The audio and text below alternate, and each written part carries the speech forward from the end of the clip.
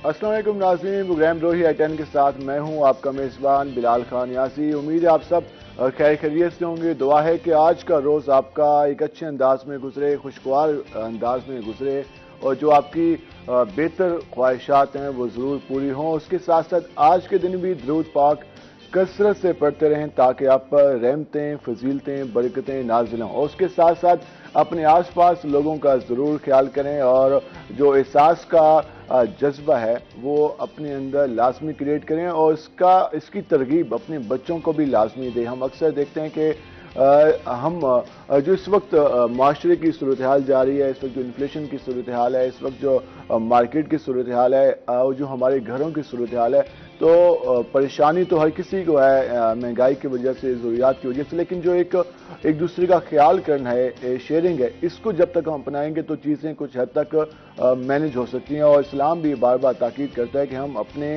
आसपास लोगों का ख्याल करें और उसके साथ साथ इस हद तक कहा गया है कि जो चीज़ आप अपने लिए पसंद करते हैं वही अपने भाई के लिए भी पसंद करें।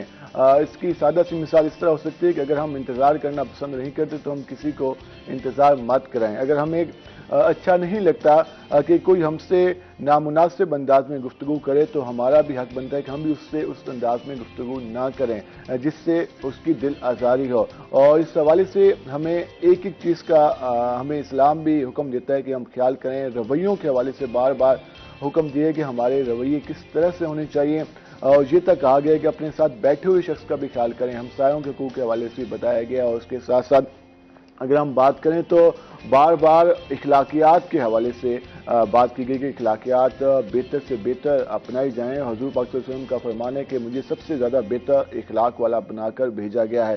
तो इखलाकियात के हवाले से हम अक्सर औक़ात अपने माशरे में हम गिला भी करते नजर आते हैं कि हमारे यहाँ इखलाकी पहलुओं पर डिस्कशन नहीं होती। हमारे यहाँ इखलाकी रवैये कुछ हद तक इस तरह चले गए हैं कि रोज़ाना ऐसी ऐसी खबरें सुनने को मिलती हैं कि जिन्हें सुनकर एक किस्म का खौफ आता है कि माशरे में क्या हो रहा है। तो इसमें हम सब की जिम्मेदारी बनती है कि हम माशरे की तरबियत करें, अपने से आगाज़ करें। जब एक फ़र्द ठीक होगा तो पूरा माशरा ठीक होगा और उसमें उस्ताज़ा को, वालिदैन को और जो इस वक्त माशरे के दीगर स्टेक होल्डर हैं उनको इसमें अपना किरदार अदा करना होगा। और जिस तरह आज हम अपने रोज़ाना अपने प्रोग्राम में गुफ्तगू करते हैं और मुख्तलिफ मौज़ूआत पर गुफ्तगू करते हैं, तो जैसे कि कल आप सब ने वज़ीर दिफा की प्रेस कॉन्फ्रेंस सुनी होगी और उन्होंने एक ऐसी खबर सुनाई कि जिसको सुनकर एक बार से फिर से ऐसा लगा कि शायद मुल्क में कोई हंगामी सूरत-ए-हाल नाफिज हो रही है। जिस तरह हमने कोविड के दिनों में सुना था कि मार्केट का एक टाइम होगा, मार्केट इस टाइम ओपन होंगी, इस टाइम बंद होंगी, और इस वक्त भी एक क्राइसिस की सूरत-ए-हाल यकीनन है, जिसलिए कल हुकूमत ने ऐलान किया कि अब मार्केट्स हैं वो शाम 8 बजे क्लोज कर दी जाएंगी और उस हवाले से अब सूबों को एतमाद में लिया जाना है। अब देखना यह है कि सियासी अदम इस्तेहकाम की सूरत हाल में क्या फैसले होते हैं और इसका इम्पैक्ट आम आदमी की लाइफ पर कितना होता है। इस सारी सूरत हाल को भी डिस्कस करेंगे और उसके साथ साथ हम अपने जो ज़राअत की सूरत हाल है उस हवाले से भी गुफ्तगू करेंगे। हम पहले आपको अपने मेहमानों का तारुफ करा दें। तो हमारे साथ हमारे रोही के रिपोर्टर मौजूद हैं मोहम्मद इब्राहिम खान। इब्राहिम खान, खुश आमदीद।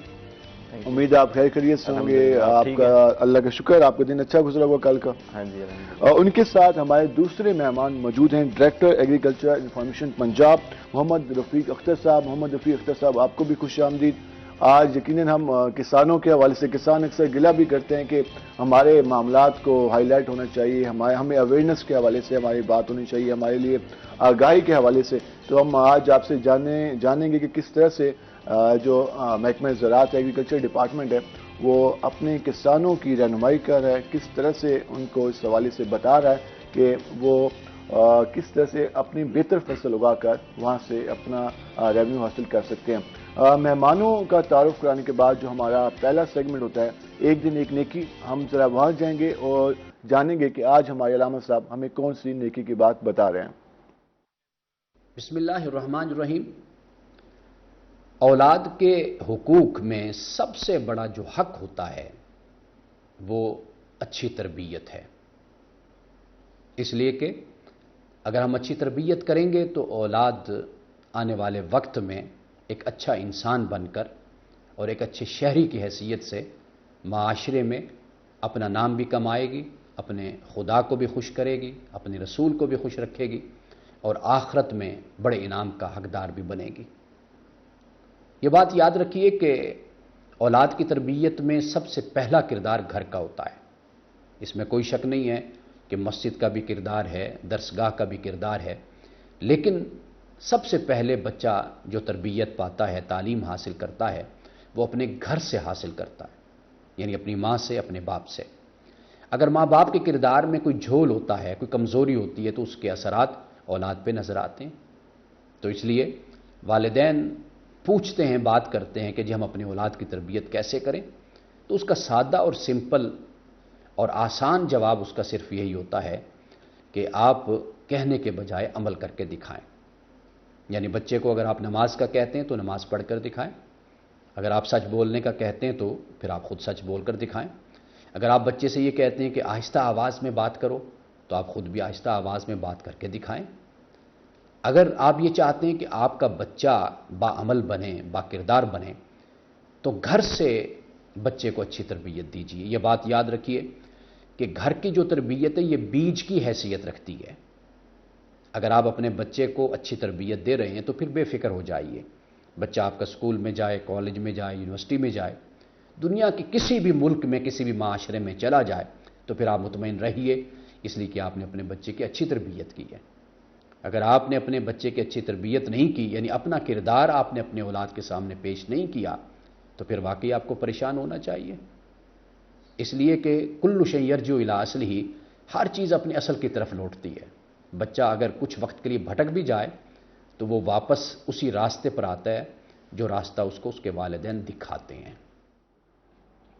بے شک، بالکل ہمیشہ کی طرح ہمارے جو رحمت صاحب نے خوبصورت بیان بتایا، اور یقیناً اولاد کی تربیت جو ہے وہ سب سے اہم ہے، اور بہتر انداز میں تربیت ہوگی تو بہتر انداز میں وہ معاشرے کو سرو کر پائے گا، اور اس میں ہم سب کو اپنا کردار ادا کرنا ہوگا، اور یہ گھر سے اس کا آغاز ہوتا ہے، اس کے بعد اسکول سے، اور تیسری ذمہ داری معاشرے پر آ جاتی ہے کہ وہ کس طرح کے جو روی ہیں ان کو فروغ دے رہا ہے۔ تو ہم ذرا چلتے ہیں اپنے مہمانوں کی جانب۔ ابراہیم خان، کل جس طرح سے ایک فیصلہ سنایا گیا کہ 8 بجے رات کو مارکیٹس بند کر دی جائیں گی اور اس سے انرجی بچانے میں مدد ملے گی حکومت کو، کیا سمجھتے ہیں اس طرح کا ڈیسیجن اس وقت کی صورتحال میں کیا حکومت اس کو امپلیمنٹ کرا پائے گی؟ اگر کرا پاتی ہے تو مارکیٹ پہ کتنا افیکٹ ہوگا؟ مارکیٹ پہ تو بہت زیادہ افیکٹ ہوگا۔ ابھی دیکھیں ٹائم ایسے کرائسس والا ٹائم چل رہا ہے ہمارے ملک کا، آلریڈی جو ہے ڈالر شارٹ ہے، بزنس کی کوئی صورتحال نظر نہیں آتی ہے۔ یہاں پہ ہم لوکل مارکیٹس کی بات کریں تو لوگ جو ہیں وہ پریشان ہیں، آلریڈی کام اتنے چل رہے ہیں، بات کریں تو کہیں پر سیوریج لائن ڈل رہی ہے، کوئی جگہ کھدی پڑی ہے، تو کئی جگہیں ایسی ہیں جہاں پہ جو ہے لوگ 2-3 سالوں سے جو ہے وہ پھنسے پڑے ہیں، بیچارے کہہ رہے ہیں کہ یار جلدی یہ کام مکیں تاکہ ہمارا کاروبار جو ہے وہ جلدی چل سکے، صحیح سے چل سکے۔ اب ایک بار پھر سے حکومت کی جانب سے یہ لاک ڈاؤن والی سچویشن جو ہے وہ آ گئی ہے، تو پہلے بھی اس طرح سے ہوا تھا کورونا کے ٹائم میں، تو ایک دفعہ وہی سے سب کچھ جو ہے وہ ریوائنڈ ہونے لگ جاتا ہے جب بھی کوئی تاجر تنظیموں کو اس بار لگتے اعتماد میں بھی حکومت نے نہیں لیا اور فیصلہ سنا دیا۔ ایسا ہی ہے، حکومت میں ابھی بالکل بھی ان کو اعتماد نہیں لیا، کیونکہ ابھی تو صوبوں کو بھی کرنا ہے، تو ابھی یہ خود سے ایک فیصلہ جو ہے وہ لے لیا گیا ہے۔ آبویس سی بات ہے، تاجر جو تنظیمیں ہیں وہ کبھی بھی اس بات پر جو ہے وہ ایگری نہیں کریں گی، کیونکہ آلریڈی مہنگائی اتنی زیادہ ہے، لوگوں کے اپنے لوگوں کے جو اپنے خرچے ہیں وہ پورے نہیں ہو رہے ہیں، ایکسپینسز پورے نہیں ہو رہے ہیں، تو کون اس ٹائم میں، اس کروشل ٹائم میں یہ اس بات میں جو ہے وہ متفق کرے گا کہ ہاں یار یہ ایک اچھا ڈیسیجن ہے کہ بھئی اس سے جو ہے ہو سکتا ہے کہ جو ان کا پروگرام ہے توانائی بچت جس سینس میں وہ کر رہے ہیں وہ اس طرح سے بینیفیشل ہو سکے، لیکن اس طرح پہ پہلے بھی کیا گیا تو صورتحال وہی رہی، کوئی پھر وہی طرح کار کے آدھے دن دفاتر میں آئے، اس کے بعد مارکیٹس چند گھنٹے کے لیے اوپن ہو تو ہم اتنی انرجی بچا لیں گے، لیکن حکومت اپنے اخراجات کم کرنے کو تیار نہیں ہے۔ بالکل، اور وہ ہمیں اس کا آؤٹ کم کوئی نظر نہیں آتا، دیکھیں نا کہ یا تو کوئی بینیفٹ ہو رہا ہو باقی لوگوں کو بھی، تو کوئی بھی کچھ نظر نہیں آتا، بس صرف اور صرف نقصان ہوتا ہے۔ شروع سے جو ہے تاجر یہی کہتا ہے کہ حکومت ہمارے کاروبار کی جو ہے وہ دشمن بن رہی ہے، ہم لوگوں کو کمانے نہیں دے رہے ہیں، اور اب جو ہے ویسے ہی اتنے زیادہ حالات جو ہیں وہ ڈاؤن ہوئے ہوئے ہیں، مہنگائی اس قدر ہوئی بھی ہے، امپورٹ بند ہے، امپورٹ بند ہے، ایل سیز مل نہیں رہی ہیں عوام کو، کتنی انڈسٹریز ہیں اس وقت جو ہے وہ متاثر ہو رہی ہیں. یہاں پر آٹوموٹرز کی پروڈکشن بند ہو گئی ہے, اسٹیل کے جو پروڈکٹس ہیں ان کی قیمتوں میں اضافہ ہونے جا رہا ہے, مزید مسلسل اضافہ ہو رہا ہے, ابھی مزید اضافہ ہو جائے گا. اسی طرح سے ہم دیگر چیزوں کو دیکھیں تو ہر چیز میں اس وقت جو ہے انفلیشن جو ہے وہ رائز ہو رہا ہے اس کا ریٹ. جس حد تک چیزوں کی ہمیں صورتحال بگڑتی ہوئی نظر آ رہی ہے, جو ہماری لوکل مارکیٹ ہے کیا وہ سروائیو کر پائے گی؟ لوکل مارکیٹس تو سروائیو نہیں کر پائیں گی, کیونکہ آلریڈی ابھی دیکھیں اتنے سالوں سے یہاں پر یہاں کی جو لوکل مارکیٹس ہیں وہ صرف تعمیراتی کاموں کی وجہ سے اتنی زیادہ متاثر ہوئی ہیں. اور اس کے بعد اب یہاں پر جو ہے وہ چوریاں بھی بڑھ رہی ہیں, ظاہر سی بات ہے, رات کو اندھیرا ہوتا ہے, اتنے اونچے اونچے مٹی کے ٹھیلے جو ہیں وہ رکھے ہوئے ہیں, جمے ہوئے ہیں ہر جگہ پر, تو چور کھڑے ہوئے ہوتے ہیں, تو کہیں نہ کہیں اس طرح سے بھی لوگ افیکٹ ہو رہے ہیں. پھر دوسری جانب کاروباری صورتحال وہ بھی لوگوں کی متاثر ہو رہی ہے, کوئی روانگی نہیں ہوتی اس جگہ سے, لوگ نہیں آتے اس جگہ پہ, ان کی کوئی چیز جو ہے کسٹمر کی بھی وہ کسٹمر بھی قوت خرید ہے وہ کافی کم ہو رہی ہے. بالکل قوت خرید جو ہے کسٹمر کی بھی کم ہو رہی ہے. اور آپ جو دیکھیں کہ کتنے لوگ باہر جانے کی ٹرائی کر رہے ہیں. کیوں کر رہے ہیں؟ اس لیے کر رہے ہیں کیونکہ یہاں پر جو ہے وہ بے روزگاری اتنی زیادہ بڑھتی جا رہی ہے, مہنگائی بھی بڑھ رہی ہے, بے روزگاری بھی بڑھ رہی ہے. مہنگائی کے وقت میں لوگ کہتے ہیں آپ زیادہ کمانے لگ جائیں, لیکن زیادہ کیسے کمائے جب بے روزگاری اتنی زیادہ بے روزگاری اتنی زیادہ ہو تو کیسے کمایا جا سکے؟ کل ہم خود لکڑ منڈی میں گئے اور کافی جان کر ایک افسوس بھی ہوا کہ ہم اپنی لیبر کو کیا دے رہے ہیں. 1 من لکڑی اٹھانے کے 12 روپے وہاں پر دیے جاتے ہیں, اور ہمارے سامنے کچھ مزدوروں نے بتایا کہ ہم نے 500 من جو وزن تھا وہ ہم نے لوڈ کیا, لکڑیاں لوڈ کی ایک ٹرالی پر, اور اب 5 بندوں کی مزدوری بنی 1200 روپے. تو آپ انداز لگائیں 500 من ویٹ اٹھانے کے 1200 روپے اگر ہم دیں اپنے مزدور کو, تو پھر ہم کیا امید کر سکتے ہیں کہ ہم معاشرے کو کیا دے رہے ہیں. ہم اس سے مزید بات کریں کہ ہم ذرا چلتے ہیں اپنے دوسرے مہمان کی جانب. محمد رفیع اختر صاحب, جس طرح ہم اکثر تو شکوے سنتے ہی رہتے ہیں, کسانوں کے بھی سنتے ہیں اور کہتے ہیں کام ہونا چاہیے, ایگریکلچر ڈپارٹمنٹ کی بات کریں تو کس حد تک آگاہی کتنی لازمی ہے, اور اس میں ہم اپنی کسان جو ہماری کمیونٹی ہے اس کو کس طرح سے اس میں انگیج کر سکتے ہیں, شامل کر سکتے ہیں, اور اس سے کتنے بینیفٹ ہوں گے؟ نیاز صاحب, آپ نے درست فرمایا کہ آگاہی کی جو ضرورت اور اہمیت ہے وہ دن بدن جو ہے وہ بڑھتی جا رہی ہے. ابھی اب مارکیٹ کی بات کر رہے تھے تو میں اکثر کہا کرتا ہوں کہ جو انفارمیشن ہے یہ بھی دنیا میں اب ایک مارکیٹیبل کموڈٹی بن چکی ہے. بالکل ایسی ہے. تو آپ کے پاس باقی تمام زرعی انپٹس ہوں, بیج ہو, کھاد ہو اور زرعی ادویات ہوں, انفارمیشن دینا سب سے اہم ہوتا ہے. لیکن اگر انفارمیشن کی انپٹ نہ ہو تو پھر اس کے بعد آپ اس سے مطلوبہ نتائج حاصل نہیں کر سکتے. تو اس سچویشن میں اس کی جو اہمیت ہے وہ بہت غیر معمولی ہے. تو اسی سچویشن کو سامنے رکھتے ہوئے حکومت پنجاب جو ہے وہ پوری کوشش کرتی ہے کہ کاشتکاروں تک جو جدید زرعی ٹیکنالوجی ہے اس کو پہنچانے کے لیے جتنے ذرائع ابلاغ ہیں, چاہے وہ پرنٹ ہے, الیکٹرانک ہے, ڈیجیٹل ہے, ان کو استعمال کیا جائے. تو اس حوالے سے مکمل محکمہ زراعت ایکٹیو رہتا ہے, اور جو بھی اس حوالے سے اعلامیہ جاری ہوتا ہے, جو بھی انفارمیشن ہوتی ہے تو وہ پہنچائی جاتی ہے.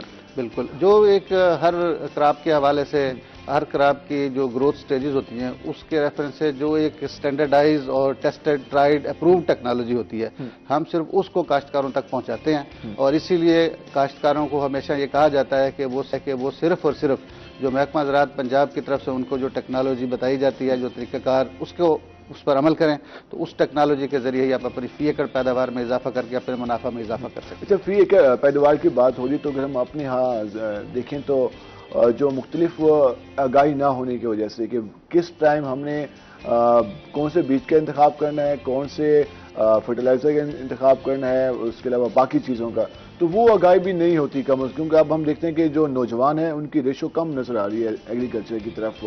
وہ بزرگ بھی کہتے نہیں یار یہ پروفیٹیبل نہیں ہے. تو ہم اپنے نوجوانوں کو کس طرح سے لے کے آئیں, اور اگر ہم بہتر انداز میں آگاہی کر سکیں گے تبھی جا کر ایک اچھی جو ان کی ہے کاشت ہے وہ اچھی چل سکے گی. یہ آپ نے صحیح کہا ہے کہ ہماری جو ینگر جنریشن ہے وہ ایگریکلچر کی بجائے کوئی دوسرے شعبوں کی طرف مائل زیادہ ہے.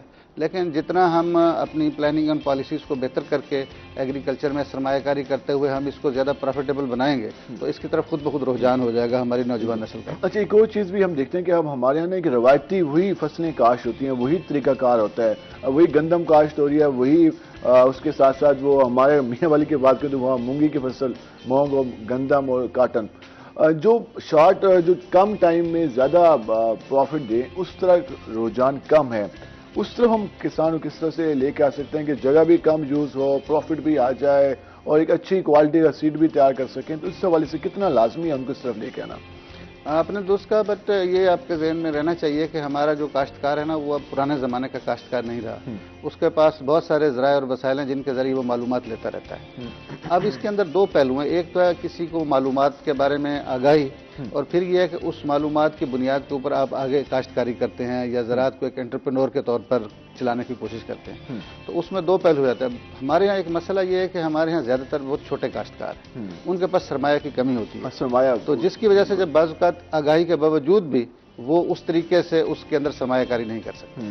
تو پھر اس طرح ان کو پروفٹ بھی حاصل نہیں ہوتا، اور وہ ہمیشہ ہینڈ ٹو ماؤتھ ہی رہتے ہیں کہ یار بس وہی کاشت کیا، وہی بیچا، وہی حساب پورا ہوا، کچھ پیسے مل گئے. جتنے چھوٹے آپ کے قطعات زمین ہوتے چلے جائیں گے، جیسے کہ ہمارا نسل در نسل ہوتے چلے جا رہے ہیں، تو اس کی جو پروفیٹیبلٹی ہے نا وہ مارجنل کم ہوتا چلا جاتا ہے. تو ضرورت اس بات کی ہے نا کہ یا تو ہم کوآپریٹو فارمنگ کی طرف آئیں، یا یہ ہے کہ جو ہمارے جو چھوٹے ہیں ان کے مطابق اس قسم کی کراپس کے اوپر فوکس کریں، یا ایسے ٹیکنالوجی پیکج کی طرف جائیں جس کے نتیجے میں ہم فی ایکڑ پیداوار کو بڑھا سکیں. فی ایکڑ پیداوار کو بڑھایا جا سکتا ہے. اس حوالے سے ہمارے کسانوں کو مسلسل جو ایگریکلچر ڈپارٹمنٹ اس سے کانٹیکٹ بھی کرنا چاہیے. ایگریکلچر ڈپارٹمنٹ بھی کوئی اس حوالے سے آگاہی کمپین خود سے اس کے دفتر میں رابطہ کرنا چاہیے، کوئی پمفلیٹ وغیرہ، اس حوالے سے بھی کام ہوتا ہے؟ بالکل. اس کا ہر سال جو ایک بہت جس کو کہنا چاہیے ہم پرنٹ اور الیکٹرانک میڈیا کو بڑا وسیع طور پر استعمال کرتے ہیں. ہر کراپ سیزن کی جو سوئنگ ٹائم ہوتا ہے اس سے پہلے بھی، اس کے بعد بھی کمپین چلتی رہتی ہے. آپ نے دیکھا ہوگا ٹی وی کے اوپر جو ہے پرائم ٹائم کے اوپر کاشتکاروں کے نام اہم پیغام کے نام سے ٹی وی سیز آن ایئر ہوتے ہیں. پھر اس طرح ٹی وی کے پروگرامز ہیں ایگریکلچر کے اوپر. پھر ریڈیو کا آپ نے دیکھا ہوگا تو پنجاب میں 7 ریڈیو اسٹیشن ہیں جن کا ڈیلی ایگریکلچر کا پروگرام آن ایئر ہوتا ہے. پرنٹ میں آپ نے دیکھا ہوگا press releases, hand outs, agriculture feature service کے علاوہ ہمارے پریس ایڈورٹیزمنٹس بھی پلیس کیے جاتے ہیں، وہ بھی صرف فارمرز کی آگاہی کے لیے ہوتے ہیں. اسی طرح ڈیجیٹل میڈیا کو استعمال کیا جاتا ہے. ہمارا اپنا یوٹیوب چینل ہے، ویب سائٹ ہے، فیس بک پیج ہے، ہیلپ لائن ہے 080017000 کے نام سے. مگر کسی کسان کو مسئلہ وہ جہاں بھی بیٹھے وہ کال کر کے وہ پوچھ صرف سکتے ہیں. ایک کال کرے تو وہاں پہ ہمارا صبح 9 بجے سے لے کر 5 بجے تک جو دفتری اوقات ہوتے ہیں پیر سے جمعہ تک، وہاں پہ ہمارے ایکسپرٹس موجود ہوتے ہیں. وہ کاشتکاروں کو فنی رہنمائی کرتے ہیں. تو یہ تو سمپل چیز یہ ہے کہ کاشتکار کو بھی یہ دیکھنا چاہیے کہ جتنی میرے پاس انفارمیشن بہتر، ایکوریٹ اور پرفیکٹ ہوگی، وہ اتنے زیادہ سے زیادہ اس کو انویسٹ کم از کم وہ فائدہ سنی اٹھا سنائی سکتے ہیں. باتوں پر یقین نہ کرے بلکہ تصدیق کر لیں. انفارمیشن ڈپارٹمنٹ سے، جو ایگریکلچر کا انفارمیشن ڈپارٹمنٹ ہے، اس سے تصدیق کر لے کہ بھائی یہ جو مارکیٹ میں چیز آئی ہوئی ہے کیا واقعی محکمہ زراعت میں جو ہے وہ اس حوالے سے اس کو الاؤ کریے، کیا واقعی یہ کسان کو کے لیے کی فصل کے لیے بہتر ہو سکتی ہے. ہم اکثر اوقات مارکیٹ میں اس طرح کے بیج آ جاتے ہیں، اس کے اسپرے آ جاتے ہیں، ان کا استعمال کرتے ہیں، پھر پتہ ہی نہیں ہوتا، پھر بعد میں پتہ چلتا ہے کہ اس کے جو نتائج تھے ہم نے یا تو وقت پر استعمال نہیں کیا، یا وہ ٹیمپریچر ہی نہیں تھا جس پہ ہم نے استعمال کرنا تھا، تو اس کے پہ نقصانات آتے ہیں، اور پھر کسان کے پاس جو سرمایہ ہوتا ہے وہ بھی ختم ہوتا ہے، اور وہ اس سے اپنی فصل سے بھی جو اس کے فصل نے جس طرح سے اس کو حاصل ہونا تھا وہ بھی حاصل نہیں کر پاتا. تو ہم اس پہ مزید بات کریں گے. ابراہیم، جس طرح ہم نے مارکیٹ کی صورتحال میں بات کی، اب جو اس وقت سلسلہ بنتا جا رہا ہے، اگر ہم لکڑ منڈی کی بات کر لیں، کل ہم بھی وہاں پہ وزٹ کیا، وہاں پر کافی مشکل صورتحال تھی مزدوروں کی، اور آپ بھی روزانہ دیکھتے ہیں کہ جس مارکیٹ پہ، جس مین چوک پہ جائیں، ہمیں مزدوروں کی کافی بڑی تعداد نظر آ رہی ہے.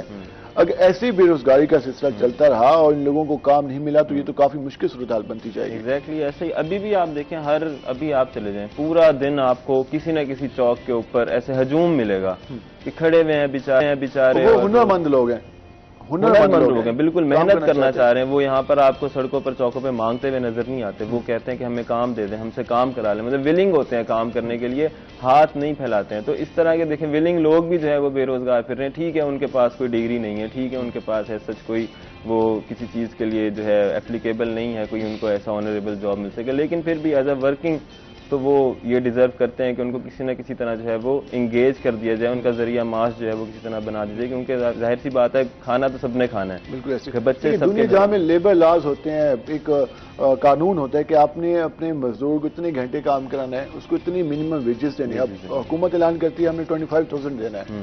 اب مارکیٹ میں ہم دیکھتے ہیں 15,000، 18,000، 19,000 میں مشکل سے کام ملتا ہے، اور اس سے کم والے بھی تیار کھڑے ہوتے ہیں. اور وہ بھی روز نہیں، ان کو مطلب روز ان کو یہ اپرچونیٹیز نہیں مل رہی ہوتی کہ اس طرح سے، لیکن لوگ بھی زیادتی کرتے ہیں کہ ان کے جو ویجز جو ہوئے ہوئے ہیں ان کو وہ نہیں دیتے ہیں، ان سے جو ہے وہ زیادہ کام بھی لے لیتے ہیں اکثر اوقات، لیکن ان کو جو ہے ان کی پگار جو ہے کم ہو رہی ہوتی ہے۔ آپ کام سے رپورٹنگ کرتے ہیں مارکیٹ کے حوالے سے، دیکھیں کبھی کوئی لیبر ڈپارٹمنٹ نے وزٹ کیا مارکیٹوں میں کہ جو آپ نے بندے رکھے ان کو کتنے پیسے دے رہے ہیں؟ ایز سچ کوئی کبھی ایسا سننے میں نہیں آ گیا لیبر ڈپارٹمنٹ نے کوئی جو ہے وہ ایکٹیویٹی کی ہو۔ FBI کے حوالے لیبر سے ڈپارٹمنٹ نے کی ہوتی تو سب سے پہلے چائلڈ لیبر کے اوپر جو ہے وہ ایکشن لیا گیا ہوتا ہے، کیونکہ چائلڈ لیبر جو ہے وہ نہیں ہے، مطلب الاؤ نہیں ہے، تو اگر سب سے پہلے تو چائلڈ لیبر کے اوپر کیا جاتا۔ ہم دیکھیں ہر جگہ پہ جو ہے بچے جو ہے کام اور کرتے یقیناً تاجروں کے گلا بھی سامنے آ جاتا ہے، تاجروں کا بھی ایگزیکٹلی، لیکن وہ نہیں ہے۔ FBI کے حوالے سے ہم گلے آتے ہیں، لیبر ڈپارٹمنٹ سے وہ بالکل مطمئن ہے، کیونکہ ظاہر ہے انہوں نے ہر بندہ اپنے اپنے مطلب کے مطابق جو ہے وہ چل رہا ہے، لیکن جہاں زیادتی ہو رہی ہے وہاں زیادتی ہو رہی ہے، جس چیز کو چیک اینڈ بیلنس کرنا چاہیے اس کو کرنا چاہیے۔ یقیناً اس وقت ہم صورتحال دیکھتے ہیں کہ ہمارے یہ تو ہم کئی سال سے ہمارے سیاستدان بھی اس بات کا رونا روتے ہیں، اور ہمارے ہاں جو مختلف NGOs بھی ہیں وہ بھی یہ کہتے ہیں کہ ہمارے جو 2 کروڑ سے زائد بچے ہیں وہ اسکولوں سے باہر ہیں، اب ان کی تعداد میں اضافہ ہو چکا ہے۔ تو یہ صورتحال یقیناً ایک بھیانک صورتحال بن سکتی ہے کہ آپ کے 2 کروڑ، دنیا کے کئی ممالک کی آبادی بھی 2 کروڑ نہیں ہے اور ہمارے اتنے بچے اسکولوں سے باہر ہیں۔ اور ایک دن ہم پروگرام کر رہے تھے تو ایک شخص نے کہا کہ نماز 7 سال کی عمر کے بچے پہ فرض ہے، اور اسلام کہتا ہے کہ 7 سال کے بعد نماز پڑھنا، لیکن ہمارے جو 7 سال سے کم عمر کے بچے ہیں وہ بھی ہوٹلوں پہ کام کر رہے ہیں، اور یہ واقعی ایک المیہ والی بات ہے اور ایک افسوسناک صورتحال ہے، اور اس معاشرے کے حوالے سے، ہماری حکومت کے حوالے سے بھی ایک ایسی بات ہے کہ اگر کچھ بھی خیال ہوتا، کچھ بھی احساس ہوتا تو کبھی بھی اجازت نہ دی جاتی، الٹا سپورٹ کیا جاتا کہ آپ اپنے بچوں کو اس عمر میں اسکول پڑھائیں، کتاب پڑھائیں، قلم سکھائیں، اور اس کے بعد بے شک جب وہ ہنر سیکھنا چاہتے ہیں تو بے شک مارکیٹ میں آ کے سیکھے جب وہ اس عمر تک پہنچے، لیکن ہمارے نہ تو ڈسکشن ہوتی ہے اور نہ ہی اس ساری صورتحال پر کوشش کی جاتی ہے۔ ہم مزید بھی اس حوالے سے بات کریں گے کہ مزید اس حوالے سے کیا ہو رہا ہے، اور محمد رفیق اختر خان جس طرح ہم نے بات کی ہے حوالے سے کسانوں کی آگاہی کے حوالے سے ہم مسلسل بات کر رہے ہیں، جس طرح مارکیٹ میں ہم دیکھ رہے ہیں کہ یوریا کھاد کا بحران چلتا ہے، اکثر اوقات تو محکمہ زراعت کے کچھ چھاپہ مار ٹیمیں جب کارروائی کرتے اکثر جو جعلی یوریا کھاد ہے وہ برآمد ہوتی ہے، جعلی ادویات اسپرے کے حوالے سے، تو اس حوالے سے آگاہی کتنا لازمی ہے کہ کسان کو پتہ ہونا چاہیے کہ جو میں پروڈکٹ استعمال کر رہا ہوں وہ اصلی ہے یا نکلی ہے؟ ہاں، یہ بہت صحیح بات ہے۔ اس میں بعض اوقات ایسا ہوتا ہے کہ جو اڈلٹریشن کا جو مسئلہ ہے نا، ملاوٹ کا، یہ کافی سنگین مسئلہ ہے، اور اس کو گورنمنٹ کی سطح پر بھی بہت سنگین طور پر دیکھا جاتا ہے، اور آپ نے دیکھا ہوگا کہ اس کے 3 نقصانات ہوتے ہیں۔ ایک طرف تو یہ کہ کاشتکار جس وقت وہ جعلی کھاد خدا نخواستہ یا اس کو پیسٹیسائڈ مل جاتے ہیں جعلی، جب وہ استعمال کرتا ہے تو اس کا پیسے تو خرچ ہو جاتے ہیں، لیکن یہ کہ اس سے اس کو فائدہ نہیں ہوتا، تو اس کا ایک طرف اس کو ذاتی نقصان ہوتا ہے، اس کی پیداواری لاگت بڑھتی ہے، پھر اس کی پیداوار کم ہوتی ہے، پھر تیسرا چیز یہ کہ جب اوور آل پروڈکشن کم ہوتی ہے تو وہ نیشنل پروڈکشن بھی کم ہو جاتی ہے، تو اس سے ایک نیشنل لیول پہ بھی نقصان ہوتا ہے۔ ہاں، جو ایک محکمہ زراعت میں اپنا فگر ہوتا ہے کہ ہم اتنا حاصل کرنا ہے تو وہ بھی حاصل نہیں ہوتا، پھر ہم باہر سے امپورٹ کرنی پڑتی ہیں چیزیں، تو اس لیے اس کا بہت کافی جو ہے نا گہرا امپیکٹ ہوتا ہے۔ اسی لیے ہمارے ہاں پروونشل لیول پہ ایک ذریعہ ٹاسک فورس بنائی گئی ہے، جس کا بنیادی رول ہی جو ہے وہ یہ ادویات اور کھادوں میں جو ملاوٹ یا جعلی اس کو بنانے اور اس کی فروخت کا جو عمل ہے اس کو کنٹرول کرنا ہے، اور وہ کافی ایفیکٹولی کام کرتی ہے۔ ہم ملتان میں بھی کافی کارروائیاں دیکھتے رہتے ہیں، ہم یہاں کاشتکاروں کو بھی یہ آگاہی دیتے ہیں کہ اگر انہوں نے کسی جگہ سے کوئی خریدی ہے کھاد یا پیسٹیسائڈز وغیرہ، لیکن وہ اس کا نتائج اچھے نہیں نکلے، ٹھیک ہے، تو وہ فوری طور پہ اس کو آگاہ کریں۔ ہم اس پہ مزید بھی بات کریں گے، اور بریک سے جب واپس آئیں گے تو مزید جانیں گے کہ ہم اپنے کسانوں کی کس طرح سے رہنمائی کر سکتے ہیں، ان کو کس طرح سے اویئرنیس دے سکتے ہیں۔ ہمارے ساتھ رہیے گا، ملتے ہیں شارٹ بریک کے بعد۔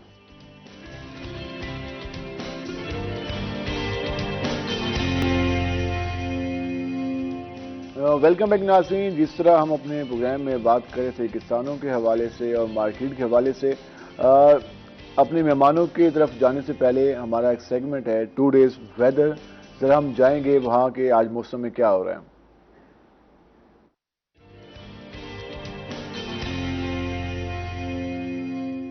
ہمارے ساتھ ہمارے رپورٹر زہیب بخاری موجود ہیں۔ زہیب، بتائیے گا آج موسم کی کیا صورتحال ہے؟ اچھا بالکل شہر اولیا کے موسم کی بات کریں تو آج ملتان شہر کا موسم جو ہے وہ خشک اور سرد رہے گا. اگر ہم درجہ حرارت کی بات کریں تو محکمہ موسمیات کے مطابق آج ملتان شہر کا جو زیادہ سے زیادہ درجہ حرارت ہے وہ 22 ڈگری سینٹی گریڈ تک جانے کا امکان ظاہر کیا جا رہا ہے. اسی طرح اگر ہم بات کریں کم سے کم درجہ حرارت کی محکمہ موسمیات کے مطابق کم سے کم جو درجہ حرارت ہے وہ 6.5 ڈگری سینٹی گریڈ تک ریکارڈ کیا گیا ہے, جبکہ ہوا میں نمی کا تناسب جو ہے وہ 93% تک ریکارڈ کیا گیا ہے. اسی طرح اگر ہم دھند کی صورتحال کی بات کریں تو محکمہ موسمیات کے مطابق صبح کے اوقات میں جو ہے وہ خاصی دھند دیکھی گئی, جس کے باعث جو ہے وہ حد نگاہ بھی 400 میٹر تک رہ گئی ہے. ایئر کوالٹی انڈیکس کی اگر ہم بات کریں تو ملتان جو ہے وہ ملتان میں جو ہے وہ 191 پوائنٹ جو ہے وہ ریکارڈ کیا گیا ہے, جس کے باعث آلودہ ترین شہروں میں ملتان کا جو نمبر ہے وہ چوتھا آ گیا ہے. اسی طرح اگر ہم بات کریں آئندہ 24 گھنٹوں کے دوران تو محکمہ موسمیات کے مطابق آئندہ 24 گھنٹوں کے دوران ملتان شہر کا جو موسم ہے اس میں سردی کی شدت میں خاصی شدت دیکھی جائے گی اور بارش کا کوئی خاص امکان ظاہر نہیں کیا جا رہا. دھند کی صورتحال کے باعث ایئرپورٹ پر بھی جو ہے وہ جزوی طور پر فلائٹ آپریشن کو معطل رکھا گیا ہے. اور اسی طرح موٹر وے پولیس کی اگر ہم بات کریں تو موٹر وے پولیس کا یہ کہنا ہے کہ دھند کے باعث موٹر وے M5 شیر شاہ انٹرچینج سے ظاہر پیر تک بھی اس کو بند رکھا گیا اور ٹریفک کی روانگی کو بھی موٹر وے پر معطل کیا گیا. موٹر وے پولیس کا یہ بھی کہنا تھا کہ شہری غیر ضروری سفر کرنے سے بھی اجتناب کریں. سردی کی شدت میں اضافے کو دیکھتے ہی ڈاکٹرز کا بھی یہ کہنا ہے کہ شہری جو ہے وہ غیر ضروری سفر کرنے سے اجتناب کریں, خصوصاً بچے اور جو بوڑھے لوگ ہیں وہ چہرے کو ڈھانپ کے نکلیں. اسی کی طرح گرم ملبوسات کا بھی زیادہ استعمال کریں, گرم پانی کا زیادہ استعمال کریں اور ٹھنڈے پانی سے گریز کریں. جی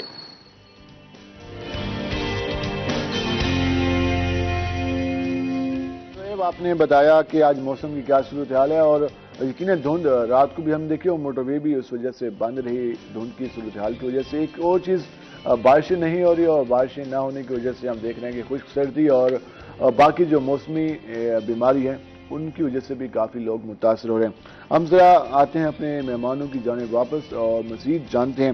ابراہیم خان, جس طرح ہم بات کر رہے تھے مارکیٹ کی صورتحال کے حوالے سے, چکن اس وقت جو ایک عام آدمی کی خوراک سمجھی جاتی ہے, اب اس کا ریٹ بھی کل تو ہم نے 453 سے اوپر دیکھا, تو اس وقت 13 روپے اور بڑھ گئے, مزید 13 روپے بڑھ گئے. اب ہم اندازہ لگا لیں کہ اب چکن عام آدمی سے پھر دور ہی ہو جائے گا. عام آدمی پھر دور تو کب کا ہو ٹماٹر ویسے مہنگا ہو گیا, پیاز ویسے مہنگی, دور تو پہلے کا ہی ہو گیا تھا. اب دیکھیں نا, حکومت پالیسیز اپنی طرف سے بہت سٹرونگ بن کے جو ہے وہ نامینیٹ کرتی ہیں کہ پیٹرول جو ہے وہ 10 روپے کم کر دیا, ساتھ کے ساتھ اب یہاں سے جو ہے انہوں نے توانائی بچت پروگرام جو ہے وہ انٹروڈیوس کرا دیا, اور دوسری جانب جو ہے ہر طرف سے جو ہے عوام کو جو ہے وہ گھیرا ہوا ہے مطلب حکومت نے نا. اب دیکھیں نا کہ کل 38 روپے بڑھا, آج 13 روپے چکن بڑھ گیا, تو مطلب 2 دن میں 51 روپے جو ہے وہ اضافہ ہو گیا. ٹھیک ہے, اور ابھی مزید جو 1-1.5 مہینے سے یہ ایشو چل رہا ہے کہ سویا بین کنولا بین جو ہے ابھی تک کراچی کے پورٹس پہ جو ہے وہ روکی ہوئی ہے, ان کی کلیئرنس جو ہے وہ نہیں کی ہے, اور مزید ابھی دوسرے ملکوں سے جو ہے وہ آ بھی رہی ہے. اب یہ 13 روپے سرکاری ریٹ میں اضافہ, تو مارکیٹ میں جو ہے وہ 480-490 روپے میں کم سے کم بھی آپ کو ملے گا. حکومت نے جو ہے کلیئرنس کی نہیں ہے. ابھی مزید جو ہے سویا بین کنولا بین کے جو آ رہی ہے دوسرے ملکوں سے جو ہے کنٹینرز آ رہے ہیں, لیکن ان کا بھی نہیں معلوم کہ ان کی کلیئرنس ہو سکے گی نہیں ہو سکے گی. 1-1.5 مہینہ تو ہو گئے, یونین والے جو ہیں پولٹری یونین والے جو ہیں وہ کر رہے ہیں کافی زیادہ. اگر 2-3 ہفتے ایسی صورتحال رہتی ہے تو یہ تو ریٹ 1000 روپے تک جانے کے بھی امکانات ہیں چکن کے اس بار, کیونکہ جس طرح سے ان کی خوراک کے لیے یہ ایک مین آئٹمز ہیں کنولا بین اور جو ہے سویا بین.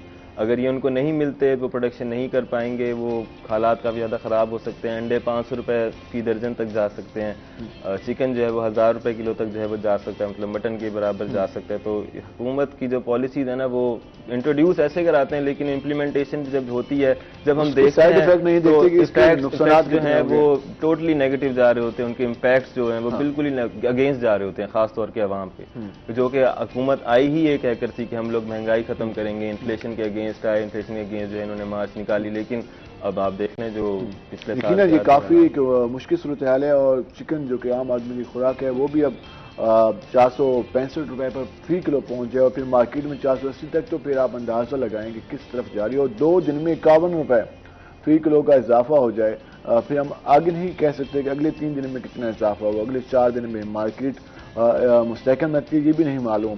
اس میں اضافے کا خدشہ ہے, ایک جگہ قیمتیں رکنے کا نہیں کہا جا رہا بھی. تو اس پہ مزید بات کریں گے.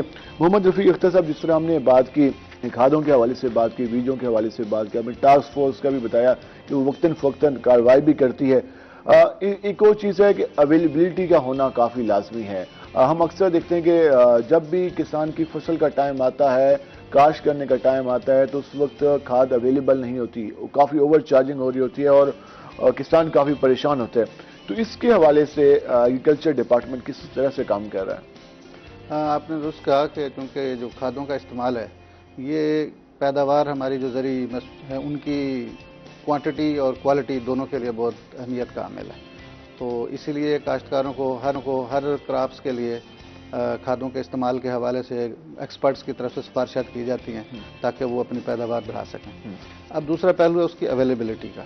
ہمارے ہاں ایک پورا سسٹم ہے جس کے تحت ہر ڈسٹرکٹ کی جو کنزمپشن ہے نا, وہ چاہے نائٹروجنی کھاد ہوں, فاسفورسی کھاد ہوں یا پوٹاش کی کھاد ہوں, اس کے بارے میں اس کو ورک آؤٹ کر کے تو جو اس کی پلاننگ کی جاتی ہے فیڈرل گورنمنٹ کتنی ڈیمانڈ ہے, کتنے ڈیمانڈ ہے, اس کے حساب سے وہاں سے ڈسپیچز بھی آتی ہیں تاکہ وہ اس ایریا کے اندر جو ان کو سپلائی کیا جا سکے. اب زیادہ جو مسئلہ آتا ہے نا وہ اویلیبلٹی سے زیادہ اوور چارجنگ کا آتا ہے. بہت سارے اوور چارجنگ, ٹھیک ہے نا, کیونکہ یہ نہیں کہتے لوگ کہ مل نہیں رہی, بلیک زیادہ پرائس پہ ملتی ہے, بلیک مارکیٹنگ پہ ملتی ہے. تو اب اس پہلو سے حکومت کی پوری کوشش ہوتی ہے کہ جو ہولڈرز ہیں, ذخیرہ اندوزی کرنے والے ہیں یا زیادہ قیمت وصول کرنے والے ہیں, ان کے خلاف کارروائی کی جائے. تو میں آپ کو بتانا چاہوں گا, ہم نے دیکھا تھا کہ محکمہ زراعت کے جتنے بھی افسران تھے وہ تمام ضلع میں مختلف گوداموں میں بیٹھے ہوئے تھے, وہاں پر جہاں سے برآمد وہاں سے بھی کھلوا کر دے رہے تھے. ہاں جی, تو اس بار یہ ایسے ہی چل رہا ہے. بالکل پوری کوشش کی جا رہی ہے. میں آپ کو یہی بتانا چاہ رہا تھا کہ اس وقت تک جو ہے نا یہ اوور چارجنگ کے اوپر اور ہولڈنگز کے اوپر کوئی 450 سے زیادہ جو ہے نا وہ ایف آئی آرز ہو چکی ہوئی ہیں پنجاب بھر میں, پنجاب میں, اور 150 سے زیادہ لوگ گرفتار بھی ہوئے ہیں. تو ہم کاشتکاروں کو اور باقی جو عوام الناس ہے ان کو یہ ریکویسٹ کرتے ہیں, درخواست کرتے ہیں کہ جہاں بھی اس قسم کی ایکٹیویٹی دیکھیں تو اس کے بارے میں آپ مقامی محکمہ زراعت کے جو لوگ ہیں ان کو آگاہ کریں, آپ ہیلپ لائن پہ آگاہ کریں تاکہ اس کے لوگوں کے خلاف فوری کارروائی کی جا سکے. اور اس سچویشن میں جو لوگ پیسہ بنانے کے لیے, کاشتکاروں کو لوٹنے کے لیے دھوکہ دینے کی کوشش کرتے ہیں, اس کی پیداواری لاگت بڑھاتے ہیں, اس سے اس کا منافع کم ہوتا ہے, تو ان چیزوں کو پھر روکا جا سکتا ہے. ابھی بھی اس حوالے سے مکمل بالکل اس وقت بھی چل رہی ہے پوری کی پوری کیمپین جو پورے صوبے میں. اور کہیں پر کوئی شارٹیج ہو, کہیں پر اوور چارجنگ ہو تو بالکل مقامی محکمہ زراعت ان کو بتایا جائے. پھر ڈسٹرکٹ لیول کے اوپر ڈپٹی کمشنرز کی سربراہی میں بھی کمیٹیاں بنائی گئی ہیں, تو آپ ان کو بھی آگاہ کر سکتے ہیں. تو یقیناً اس سے ان کو سپورٹ ملے گی. صرف یہ کہ آبویسلی جتنا گورنمنٹ کوشش کرتی ہے تو جو باقی سٹیک ہولڈرز ہیں ان سب کو بھی اتنا فعال کردار ادا کرنا ہے. لیکن سب کی ذمہ داری بنتی ہے, تبھی جا کر ہم اس حوالے سے کمپین کو مؤثر بنا سکتے ہیں بہتر انداز میں. اگر ایک جو ہے فرد وہ کام کر رہا ہو, باقی جو اس کے ساتھ ٹیم ہو وہ کام نہ کری ہو, تو پھر کس طرح سے کام ہو سکتے ہیں. تو اس میں کسانوں کو, اس کے علاوہ باقی جو ہمارے افسر انتظامیہ ہے, محکمہ ایگریکلچر ڈپارٹمنٹ ہے, سب کو اس حوالے سے مین کردار ادا کرنا چاہیے تاکہ کسان بہتر انداز میں کاشت کریں. اس کے بعد جو پروڈکٹ حاصل ہو وہ مارکیٹ میں آئے گی, یقیناً اس سے پھر ملک کا ہی فائدہ ہوگا. اگر وہ ہم ایکسپورٹ کرتے ہیں, اگر وہ زیادہ فصل ہوگی تو اس میں ریونیو ہی آنا ہے. اس میں جو اس وقت ہماری صورتحال ہے ویسے ہی ہم ایکسپورٹ کے حوالے سے کافی پیچھے جا رہے ہیں. ابراہیم جی سے ہم نے چکن کے حوالے سے بات کی, ہم بریک پہ جائیں گے, بریک سے واپس آئیں گے تو مزید ڈسکس کریں گے جو اس وقت ڈالر کی صورتحال ہے. ڈالر کا ریٹ تو ابھی ایک جگہ کچھ حد تک موجود ہے, لیکن جو گولڈ کی پرائسز ہیں اس میں مسلسل اضافہ دیکھنے میں نظر آ رہا ہے. تو اس کی کیا صورتحال ہے, اس پہ ہم بات کریں گے بریک کے بعد. ہمارے ساتھ رہے گا, ملتے ہیں شارٹ بریک کے بعد.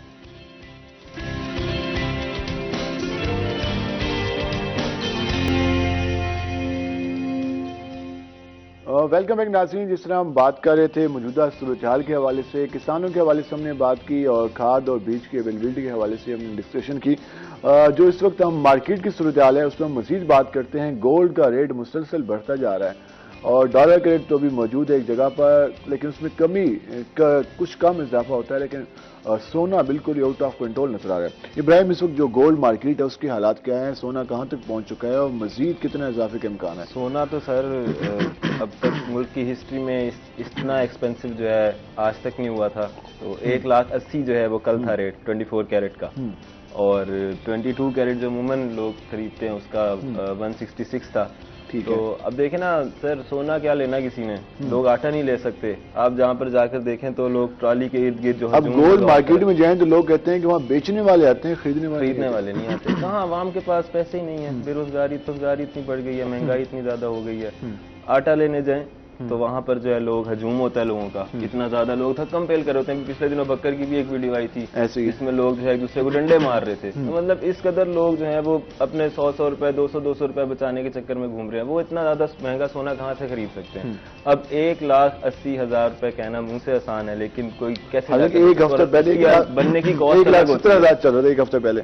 ہاں, ایک ہفتے پہلے 1,70,000 تھا, اب جو ہے 1,80,000 روپے ہو گیا. اور یہ سارا کا سارا امپیکٹ جو ہے یہی ایل سی بند ہونے کی وجہ سے ہی ہے. فورن ریزرو ہمارے ملک کے نہیں ہے, اور کیا کر سکتے ہیں ہم؟ مطلب ایک طرح سے نا ٹوٹلی اس وقت بینک کرپٹ جو ہے ہماری. تو پھر شادیوں پر لوگ پھر آرٹیفیشل جیولریز پہنیں, آبویسلی بات ہے, جو کر سکتے ہیں وہ کر لیں گے, لیکن جو موسٹلی جو ہے ہماری جو ایوریج عوام ہے وہ اب نہیں کر سکتی. اب اور ہم نے تو مارکیٹ میں دیکھا کہ لوگ کہتے ہیں کہ ادھار پہ بھی لے کے جاتے ہیں, ادھار پہ بھی لے کے جاتے ہیں, رینٹ پر بھی لے کر جاتے ہیں, ادھار پر بھی لے کے جاتے ہیں. لیکن کیا کر سکتے ہیں بیچارے؟ ظاہر ہے ابھی ہماری سوسائٹی میں بھی تو ایک وہ ہے نا کہ جی سونا ہونا چاہیے, دلہن نے جو ہے وہ بھاری سیٹ پہننا چاہیے تاکہ جی رشتہ داروں میں کوئی ایک بھرم بنا رہے. تو یہ غلط وہ سیٹ ہوئے ہیں اسٹینڈرڈز ہماری سوسائٹی کے. اب مہنگائی 1,80,000 روپے فی تولہ ہو تو پھر مشکلات تو ہونی ہے عام آدمی کے. عام آدمی تو نہیں خرید سکتا. ایسی صورتحال ہے. کامرس رپورٹر ہیں, بہتر بتا سکتے ہیں. اس وقت جو ہم دیکھ رہے ہیں کہ مارکیٹ کی صورتحال, موبائل کا رجحان کافی آ گیا ہے, ڈیجیٹل چیزیں آ گئی ہیں, تو ہمارے یہاں کسانوں کو اس حوالے سے کوئی موبائل ایپس بھی متعارف کرائی گئی ہیں؟ جی, ایک تو میں نے جیسے ابھی ذکر کیا تھا کہ ہماری کوشش ہوتی ہے کہ ہم ڈیجیٹل میڈیا کو بھی زیادہ مؤثر طور پر استعمال کریں ٹیکنالوجی ٹرانسفر کے لیے, کیونکہ اب یہ میڈیم جو ہے ایک لائف کا حصہ بن چکا ہے یہ ڈیوائس جو ہے. تو کاشتکاروں میں بھی جو ان کے بچے ہیں ماشاءاللہ جو ہائی اسکولوں میں, کالجز میں یا یونیورسٹیز میں چلے جاتے ہیں, تو سب لوگ یہ اسمارٹ فون جو ہے استعمال کرتے ہیں. تو اس کے ذریعے سے ایک تو ہم جتنی ہماری پبلسٹی ہوتی ہے, چاہے وہ پریس کے حوالے سے ہو یا الیکٹرانک کے حوالے سے ہو, ایگریکلچر پہ ہر کرافٹس کے حوالے سے ڈاکومنٹریز جس میں سوئنگ سے لے کر تو ہارویسٹنگ تک اس کے بارے میں معلومات ہوتی ہیں, ہمارے ٹی وی سیز ہوتے ہیں, ایگریکلچر کے پروگرامز ہوتے ہیں. تو کوئی موبائل ایپس ہاں, ایپ کا آپ نے ذکر کیا تھا. ابھی ریسنٹلی ہمارے گورنمنٹ کی طرف سے ایک کھاد حساب کے نام سے ایک ایپ متعارف کروائی گئی ہے. تو ہمارے کاشتکار کوئی بھی جو ہے وہ اگر پلے سٹور پہ جائیں اور SFRI لکھیں تو وہ موبائل ایپ کھاد حساب کے نام سے ان کے سامنے آ جائے گی. ٹھیک ہے. اس کا بنیادی مقصد یہ ہے کہ ہمارے یہاں کیا کیا چیزیں بتائی جاتی ہیں؟ اس کا بنیادی مقصد یہ ہے کہ ہمارے یہاں جو کاشتکار ہیں نا, ایک عام تاثر یہ پایا جاتا ہے کہ جن کے پاس پیسے کم ہوتے ہیں نا, تو وہ اگر فاسفورسی کھاد زیادہ مہنگی ملتی ہے تو اس کی بجائے وہ یوریا ڈال لیتے ہیں کہ یوریا ذرا سستی ہے. ٹھیک ہے. تو بنیادی طور پہ جو ماہرین یہ کہتے ہیں کہ اس کا جو کردار فاسفورس کا ہے, جو کردار نائٹروجن کا ہے یا جو پوٹاش کھادوں کا, ان کا اپنا اپنا ایک رول ہے. ٹھیک ہے. پودے کی بڑھوتری میں, اس کی جو ہے پیداوار کے معیار میں, اور اس کی فی ایکڑ پیداوار کو بڑھانے میں. تو اس سچویشن میں جو ہے نا کبھی بھی ایکسپرٹس اس کی حوصلہ افزائی نہیں کرتے کہ کاشتکار کسی ایک کھاد کو دوسرے کا متبادل سمجھ کر صرف اس لیے کہ وہ رعایتی مل رہی ہے تو اس کو استعمال کر لیں. تو اس ایپ کا بنیادی مقصد یہ ہے کہ اگر آپ کے پاس, پہلی تو یہ ہے کہ آپ کھاد ریکمینڈڈ جو سفارش کردہ مقدار ہے اس کے اندر اگر استعمال نہیں کریں گے تو مطلوبہ نتائج نہیں آئیں گے.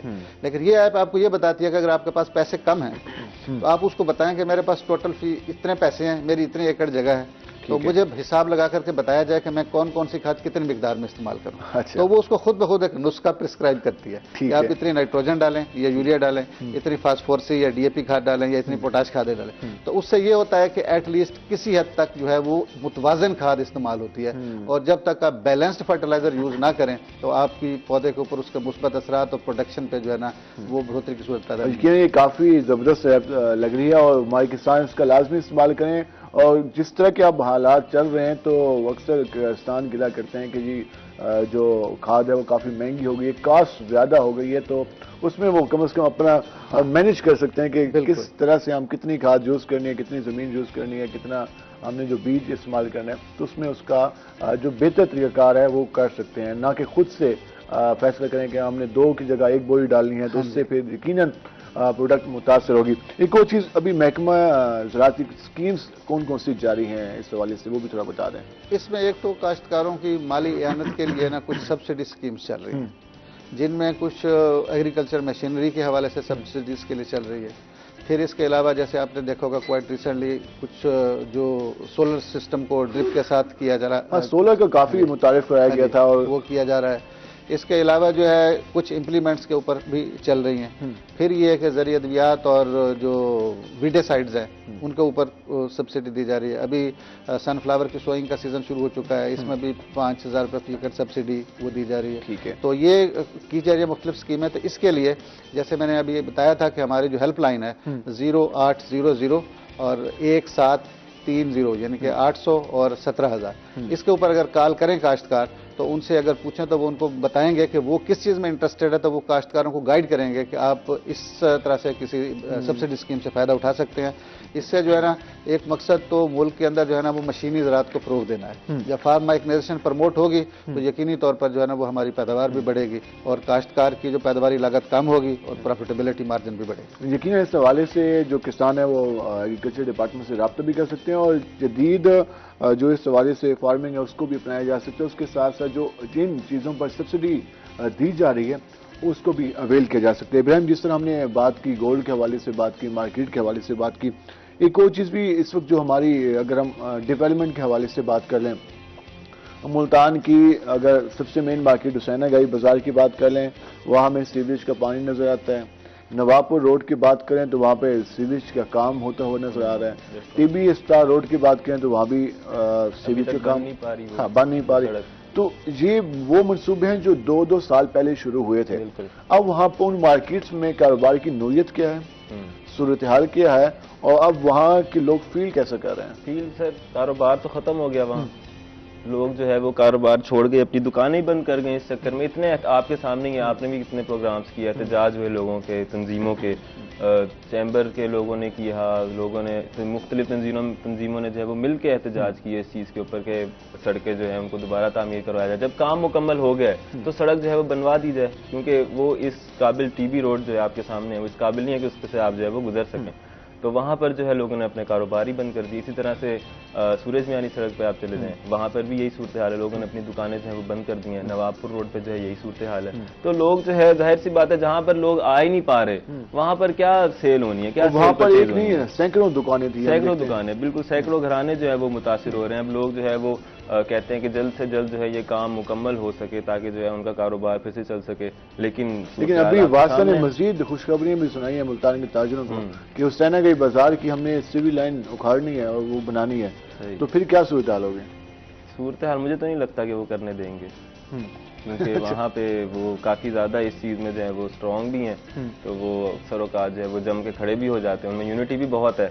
تو میرا نہیں خیال کہ وہ وہاں پہ سیوریج کا مسئلہ بھی جو ہے وہاں پہ سیوریج کے مسائل ہوں گے, لیکن وہ پھر 2-3 سال کے لیے مجھے نہیں لگتا کہ وہ جو ہے وہ اتنا جو ہے وہ کروائیں گے. سب سے مین ایشو یہ ہوتا ہے کہ دنیا جہاں میں جب بھی کوئی ڈیولپمنٹ کا پروجیکٹ شروع ہوتا ہے تو لوگ خوش ہوتے ہیں کہ یار ہمارے یہاں بہتری آ گئی, لیکن ہمارے یہاں بدقسمتی سے ڈیولپمنٹ پروجیکٹ شروع ہوتا ہے وہ ختم نہیں ہوتا ہے. اس کے بعد لوگ زچ ہو جاتے ہیں اور وہ توبہ طائب کرتے ہیں کہ یا اللہ یہ ہماری کن گناہوں کی سزا ہے. تو اس میں ہمارے سیاستدانوں کو اور ہمارے اداروں کو, ہماری گورنمنٹ کو پراپر انداز میں ورکنگ کرنی چاہیے. اگر ٹائم پر فنڈ جاری کر دیے جائیں, ٹائم پر جو اس کی کاسٹ ہے اس کے مطابق فنڈ جاری کر دیے جائیں تو منصوبہ جلدی مکمل ہوگا اور لوگوں کو اس کا بینیفٹ بھی ہوگا اور لوگ اس کو خوشی سے قبول بھی کریں گے.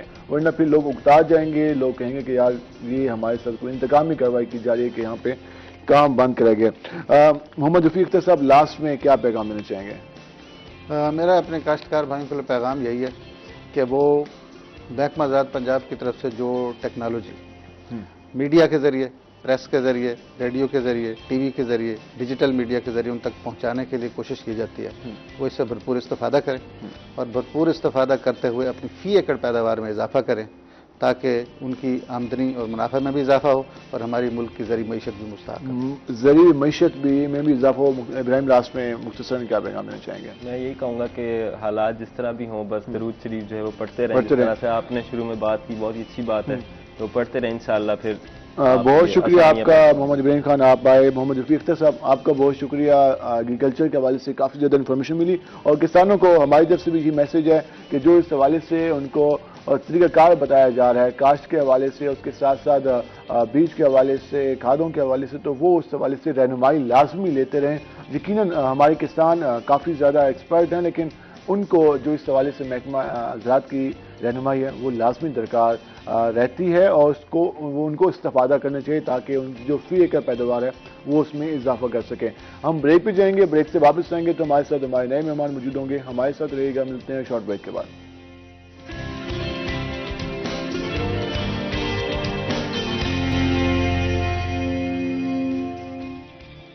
ویلکم بیک ناظرین، جس طرح ہم نے آپ کو بتایا تھا کہ جب ہم بریک سے واپس آئیں گے تو ہمارے ساتھ ہمارے نئے مہمان موجود ہوں گے اور ہم ان سے مختلف موضوعات کے حوالے سے بات کریں گے۔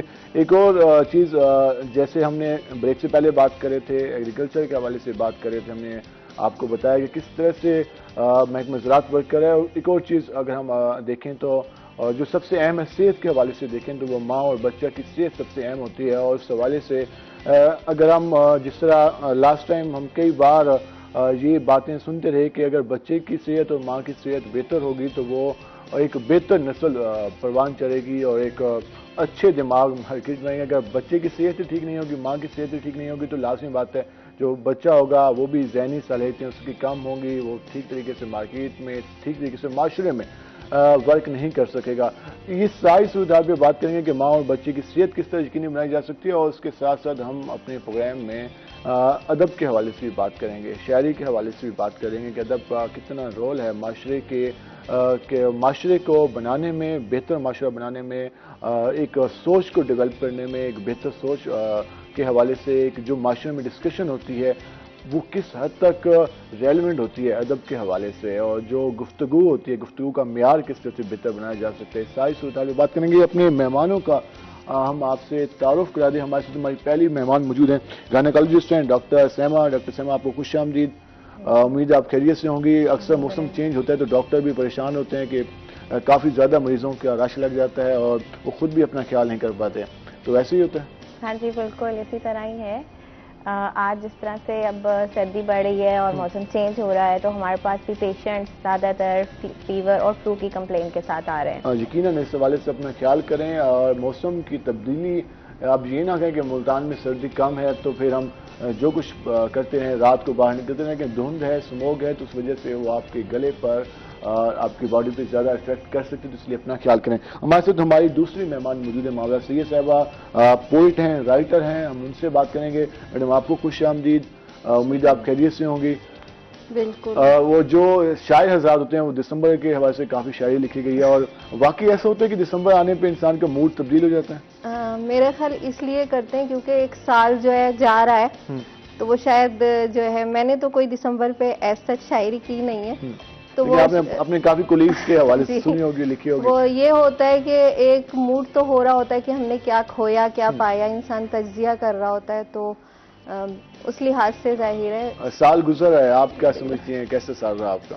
میرا تو بہت اچھا رہا سال، اور یہ کہ بہت تخلیقی رہا میرا یہ سال، اور کیونکہ پہلے تو میں جیسے کہ آپ ازدواجی زندگی میں ہوتے ہیں تو بہت زیادہ بزی ہوتے ہیں، اب میرے بچے ماشاءاللہ گروئنگ ایج ان کی ہو گئی ہے، تو اب میں نے اپنی ذرا سوشل ایکٹیویٹیز کو بڑھا دی ہے۔ بالکل، اور یہ کہ تخلیق تو ہمیشہ سے میں کر ہی رہی تھی، تخلیق کار ہوں، قلم کا ساتھ تو میرا چھوٹا ہی نہیں تھا کبھی بھی، مگر یہ کہ اب میں نے منظر عام پہ آنا شروع کیا ہے، سوچا ہے اپنے بارے میں۔ یہ اچھی بات ہے، اور ہم اس حوالے سے بات کریں گے جو قلم کی تخلیق ہے، قلم کا استعمال ہے، اس کا بہتر انداز کیا ہے، اور جب انسان لکھنا شروع کرتا ہے تو وہ انسان کی جو اپنی لائف ہے وہ اس کو کتنا بہتر بنا دیتا ہے، اور وہ معاشرے کے لیے کتنا اہم ہوتا ہے۔ ہم ان ساری باتوں پہ گفتگو کریں گے۔ ہم اپنی پہلی مہمان کی طرف آتے ہیں، ڈاکٹر سیما۔ جس طرح ہم نے موسم کی تبدیلی کے حوالے سے بات کر لیا، ماں اور بچہ کی صحت کے حوالے سے بھی بات کریں گے، موسم کتنا افیکٹ کرتا ہے ماں اور بچہ کی صحت کو، اور پہلے ہم یہیں سے آغاز کر لیتے ہیں، تو اس حوالے سے کتنا خیال کرنا چاہیے ماؤں کو جو چھوٹے بچے ہیں تو ان کے حوالے سے؟ بالکل، سٹارٹ آف پریگنینسی سے ہی بات سٹارٹ کرتے ہیں۔ جب حمل شروع ہوتا ہے اور حمل کے جیسے مہینے آگے بڑھتے ہیں تو ماں کو اپنی صحت کا پہلے دن سے ہی خیال رکھنا ہوتا ہے، لیکن جب حمل کے ساتھ ہوتی ہے تو زیادہ اس کو ضرورت ہوتی ہے کیئر کرنے کی۔ اسی طرح سے میں یہی کہوں گی جتنی بھی عورتیں ابھی جو پریگننٹ ہیں، جن کی پریگننسیز ابھی چل رہی ہیں یا ڈیلیوری کے قریب ہیں، ان سب کو میرا ایک ہی میسج ہے کہ جو وہ کیئر روٹین میں کرتی ہیں اس سے وہ ڈبل کریں۔ لیکن اس میں ہم ان کو تجویز بھی کرتے ہیں، ڈاکٹر صاحب بھی بتاتے ہیں، لیکن ہم معاشرے کی اس وقت صورتحال کی بات کریں تو ہمارے ہاں اس وقت کافی زیادہ غربت ہے اور کافی زیادہ لوگ مہنگائی کے ہاتھوں پریشان ہیں. تو جو ماں ہے جو ابھی اس حوالے اسٹیج سے گزر رہی ہے، اسٹریس کافی زیادہ ہوتا ہے، وہ خود بھی اس حوالے سے کافی زیادہ چیزیں فیس کر رہی ہوتی ہے، اوپر سے گھر کے حالات، معاشی حالات، یہ سارا کچھ. تو اس میں فیملی کو کیا کردار ادا کرنا چاہیے کہ وہ اس میں عمل میں بالکل ٹھیک رہے؟ کیئر کرنا کوئی اتنی مہنگا کام نہیں ہے کہ اس پہ مہنگائی کا کوئی دور ہے. اپنے لیے گرم کپڑے کرنا، اپنے سر کو ڈھانپ کے رکھنا، جو ایک بیسک چیز ہے، موزے ہر وقت پہن کے رکھنا، یہ چیز تو ایک عام انسان کر سکتا ہے. اس میں مہنگائی کا کوئی، اگر وہ اپنا خیال رکھ رہی ہے تو انڈائریکٹلی وہ اپنے ہونے والے بچے کا بھی خیال رکھ رہی ہے، اور جو آؤٹ سائڈ سے اس کے سارے فیملی ممبرز ہیں ان کا بھی خیال رکھ رہی ہے. ایک اور چیز ہم دیکھتے ہیں کہ ہمارے ہاں اکثر مائیں وہاں نہیں جاتی، ہیلتھ سینٹرز میں نہیں جاتی. وہ پرانا طریقہ کار ہوتا ہے، اگر دیہات کی بات کریں تو وہ بالکل میں چلتا اس رہتا چیز ہے. کو یہی کہوں گی کہ اب حکومت نے چھوٹے چھوٹے جگہ پہ چھوٹے چھوٹے بیسک ہیلتھ یونٹ BHU کے نام سے، اس سے بڑا چلے جائیں، رورل ہیلتھ سینٹر ہیں، RHCs ہیں، اس سے بہتر طرف چلے جائیں، THQs ہیں، تحصیل ہیڈ کوارٹر ہاسپٹل ہیں، پھر DHQs ہیں. بنے ہوئے ہیں، اب RSC حکومت نے چھوٹے چھوٹے ہر جگہ کچھ نہ کچھ ایسا ضرور بنایا ہوا ہے کہ جس میں بیسک ہیلتھ ضرور ماں اور بچے کو مل جاتی ہے. بالکل ایک چھوٹی سی گولی فولک ایسڈ ہے جو آپ نے شروع کے 3 ماہ میں کھانی ہوتی ہے، جو آپ کے فردر نیورل ٹیوب ڈیفیکٹ سے آپ کو بچاتی ہے. وہ آسانی سے مل بھی جاتی ہے وہ وہاں آسانی پہ. سے مل جاتی ہے اور آپ کا بچہ ایک پوری زندگی معذور پیدا ہونے سے بچ جاتا ہے. ایک اور چیز ہمارے ہاں سب سے زیادہ ہے پورے ملک میں اور دنیا میں، ہمارا اگر بات کریں تو اس میں ہماری ریشو سب سے زیادہ ہے کہ ماں اور بچہ کی اموات زیادہ ہوتی ہیں ہمارے ہاں. اس کی مین وجہ کیا ہوتی ہے؟ پراپر صحت کا نہ ہونا، خوراک کا نہ ہونا. بالکل، پہلے تو کچھ بچے ایسے ہوتے ہیں کہ جو پیدائشی نقص والے ہوتے ہیں اور وہ اس وجہ سے پک نہیں ہوتے کہ جو عورت ہوتی ہے وہ قریبی کسی بھی سینٹر پہ جا کے اپنا ایک الٹرا ساؤنڈ نقص والا جو بیسک ہے نہیں کراتی. اس کو پتہ ہی نہیں ہوتا اس کے پیٹ میں نقص والا بچہ پل رہا ہوتا ہے. جب وہ ڈیلیور ہوتا ہے تو پتہ چلتا ہے کہ اس میں تو دل کا بھی مسئلہ ہے، اس میں تو انٹسٹائنس بھی نہیں بنی ہوئی، اس کے تو بہت سارے ایشوز ہیں. دوسری بات، ہمارے ملک میں بہت کامن پریکٹس ہے جو گھر میں ڈیلیوریز ہو رہی ہیں اور جو LHVs آ کر گھر میں ڈیلیور کرتی ہے. بے شک ان کو بہت ساری چیزوں کا آئیڈیا ہوتا ہے لیکن وہ کمپلیکیشنز نہیں ڈیل کر سکتی. جب بالکل بیبی اینڈ پر آ کے سٹک ہو جاتا ہے اور کوئی چیز ان کو ہیلپ آؤٹ نہیں ہو رہی ہوتی تو پھر ان کے پاس اتنا بھی ٹائم نہیں ہوتا کہ وہ پیشنٹ کو قریبی ہاسپٹل کسی اچھے سے ٹرشری کیئر پہ لے کر جا سکے جہاں پہ ساری سہولیات ہیں. چونکہ ہم ایک اچھے سیٹ اپ میں کام کر رہے ہوتے ہیں، اللہ نہ کرے کوئی کمپلیکیشن ہو بھی جائے تو وی نو کہ ہم نے کس ٹائم بیبی کو ریسیسیٹیٹ کرنا ہے، کس ٹائم اس کو آپریشن کی طرف لے کر جانا ہے اور کس ٹائم پیشنٹس کو سارا کچھ ایکسپلین کرنا ہے کہ اب حالات آؤٹ آف کنٹرول ہیں. ڈیلیوری کے بعد جو بچے کی صورتحال ہوتی ہے اکثر ہم دیکھتے ہیں کہ سانس کے حوالے سے اس کے تو وہ بھی اب اگر کسی جس آپ نے LHVs کا ذکر کیا جو دائیوں کا سلسلہ تھا تو وہ تو صورتحال کو مینج نہیں کر سکتے. بالکل ان کو پتہ ہی نہیں ہوتا ہے کہ آپ نے کتنی آکسیجن دینی ہے، آپ نے کب جو ہے وہ CPR سٹارٹ کرنا ہے، آپ نے کب ریسیسیٹیشن سٹارٹ کرنی ہے. وہ ایک بچے کو بالکل ایسے ایک گرم سے کپڑے میں لپیٹ کے رکھ دیتے ہیں اور جو فرسٹ منٹ ہوتا ہے that is the golden minute for the life of the baby. اور یہ گولڈن منٹ کتنا اہم ہوتا ہے بچے کی صحت کے حوالے سے، بچے کی زندگی کے حوالے سے؟ پوری زندگی اس کے اوپر ڈیپینڈ کرتی ہے. بچہ CP ہو جاتا ہے جس کو سیریبرل پالسی کہتے ہیں اور پوری لائف کے لیے اس کی معذوری ہو جاتی ہے. This one golden minute is very very important. یہ وہی لوگ سمجھ سکتے ہیں جو پڑھے لکھے ہیں، جن کو پتہ ہے کہ ایک بیبی جب ڈیلیور ہوگا تو ہم نے اس میں کون سے سائنس دیکھنے ہیں، کون سے ڈینجر کے سائن ہیں اور کس وقت ہم نے اس کو ریسیسیٹیشن سٹارٹ کرنی ہے. اس کی اویئرنیس سب سے اہم ہے کیونکہ کافی سارے ہمارے بات کے ہمارے 67% ایریا دیہات پر مشتمل ہے تو وہاں پر اس کی آگاہی سب سے اہم ہے. آگاہی اہم ہے اور جہاں پہ جو چھوٹے چھوٹے سینٹرز ہیں وہاں پر ڈاکٹرز کو چاہیے کہ ان کی ورک شاپ کنڈکٹ کی جائے کہ ان کیس اگر کوئی بیبی ڈیلیور ہو بھی جائے تو آپ کو بیسک ضرور پتا ہو کہ آپ اس بیبی کو CP ہونے سے بچا لیں. یقیناً اس حوالے سے اویئرنیس کا ہونا لازمی ہے. اس کے ساتھ ساتھ لوگوں کا جو قریبی ہیلتھ سینٹر ہے اس میں جانا سب سے اہم ہے. خود سے اس حوالے سے ہم دیکھتے ہیں کہ جو گھروں میں ڈیلیوریز ہو رہی ہوتی ہیں اس وجہ سے کافی زیادہ پرابلمز آتی ہیں اور لوگوں نے یہ بھی ہوتا ہے کہ کچھ چھوٹے چھوٹے سینٹرز بنائے ہوتے ہیں، وہاں پر اتنی سہولیات نہیں ہوتی. اگر اس طرح کی کوئی صورتحال بن جاتی ہے تو وہ پھر کس طرح سے مینیج کر پائیں گے اور وہ پھر زندگی بھر کے لیے اس بچے کی لائف بھی متاثر ہوتی ہے، اس کی وجہ سے معاشرہ بھی متاثر ہوتا ہے اور فیملی سب سے زیادہ اس کو فیس کرتی ہے. جو ماں باپ ہوتے ہیں وہ یقیناً اس کو فیس کرتے ہیں. اس حوالے سے جو ہے خیال کرنا کافی لازمی ہے. میڈم جس طرح ہم نے ادب کے حوالے سے بات کی اور کہا کہ معاشرے کے تخلیق، آپ نے کہا کہ تخلیقی صورتحال آپ صلاحیتیں ان کا سنوارنا، ان کو اس حوالے سے لکھنا اور پھر آگے معاشرے کے سامنے رکھنا، کتنا اہم ہے اس حوالے سے قلم کا استعمال، اور قلم جو لکھنا شروع کر دیتا ہے اس کی اپنی زندگی میں کیا تبدیلی آتی ہے اور معاشرے کے لیے کتنی وہ زیادہ بینیفٹ ہوتی ہیں؟ ایک تو یہ کہ میں تو سمجھتی ہوں کہ اللہ تعالیٰ ہمارا تخلیق کار ہے، بے شک۔ تو اس طرح جس کو تخلیق کرنے کا درجہ مل گیا اس کی بھی صفت جو ہے وہ بڑی ہو گئی سمجھ لیں تو۔ اور یہ کہ جب ہم قلم سے لکھ رہے ہوتے ہیں تو بہت ساری چیزیں جو ہمارے لاشعور میں چلی گئی ہیں یا جو ہم سمجھ لیں کہ اسٹریس لے رہے ہیں معاشرے کا، تو وہ ایک کتھارسس کی صورت ہوتی ہے پہلی شکل میں، تو آپ یعنی اس سے ریلیکس کرتے ہیں، جب آپ لکھنا شروع کر دیں گے جو آپ کے اندر کا سارا جو آپ نے رکھا وہ باہر آ جائے گا، باہر آ جائے گا، بالکل ریلیکس فیل کریں گے، بالکل ریلیکس فیل کریں گے۔ اور پھر معاشرے کے لیے وہ اس طرح اہم ہے کہ رواداری ہوتی ہے ایک تخلیق کار میں، اور مطلب وہ باؤنڈ نہیں ہوتا مذہبی طور پہ، یا وہ ہم ایک خیال کو جو ہے وہ بہت دور تک لے جاتے ہیں، تو اس کی کوئی باؤنڈریز نہیں ہوتی، تو پھر جو ہے ہارمنی اور ایک محبت کا جو ہے وہ رویہ جو ہے معاشرے کے ساتھ جنم لیتا ہے۔ اور یہی وجہ ہے کہ اب تخلیق کار نہیں ہے معاشرے میں، مطلب تخلیق کار تو ہیں، ان کی جگہ نہیں بنائی گئی کیونکہ مادیت پرستی آ گئی جو ہے، اور صارفیت کا دور ہو گیا، ہر چیز کمرشل ہو گئی، تو ادب بہت پیچھے چلا گیا۔ تو جب ادب پیچھے چلا گیا تو اس کے آپ معاشرے پہ اثرات دیکھیں کتنا زیادہ تشدد ہے۔ بالکل ایسی ہے۔ معاشرے کی بڑھوتری میں، معاشرے کو بنانے میں، معاشرے کو تخلیق کرنے میں، بہتر معاشرے تخلیق کرنے میں ادب کا کتنا کردار ہے؟ بہت کردار ہے۔ آپ پہلے دیکھیں کہ جب ہمارے اساتذہ کا دور تھا، مطلب جب میر تقی میر یہ سب تھا، اور اس کے بعد دلی میں جب ہماری مطلب وہ دور آیا متوسطین کا، یعنی جب اردو پروان چڑھ رہی تھی، تو وہ تو شروع کا دور تھا میر تقی میر اور سودا یہ سب۔ اس کے بعد جو اگلا دور آیا تو وہ اتنا زیادہ زرخیز ہو گیا تھا کہ آپ کا جو ہے ایک سبزی والا بھی جو ہے نا، وہ اس کی زبان اتنی تہذیبی ہوتی تھی۔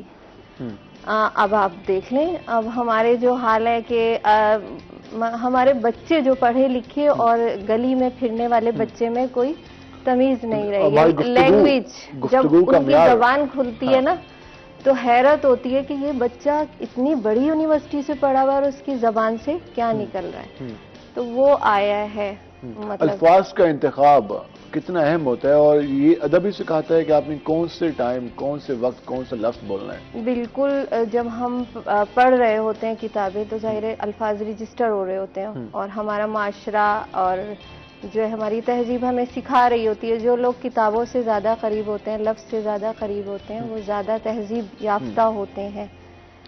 دنیا جہاں میں ہم دیکھتے ہیں کہ امریکہ کی بات کر لیں، یورپ کی بات کر لیں، یعنی کہ وہ اتنی ترقی کر گئے ہیں، ان کی لائبریریز ابھی بھی آباد ہیں، وہاں پر اسٹوڈنٹس جاتے ہیں، وہ بک ریڈنگ کرتے ہیں، اور ہم ابھی تک کافی پیچھے ہیں، لیکن ابھی ہم کہتے ہیں کہ نہیں، بک ریڈنگ پرانا سلسلہ ہے، اب کون کتابیں ریڈ کرے، نوجوان کافی دور نظر آ رہے ہیں۔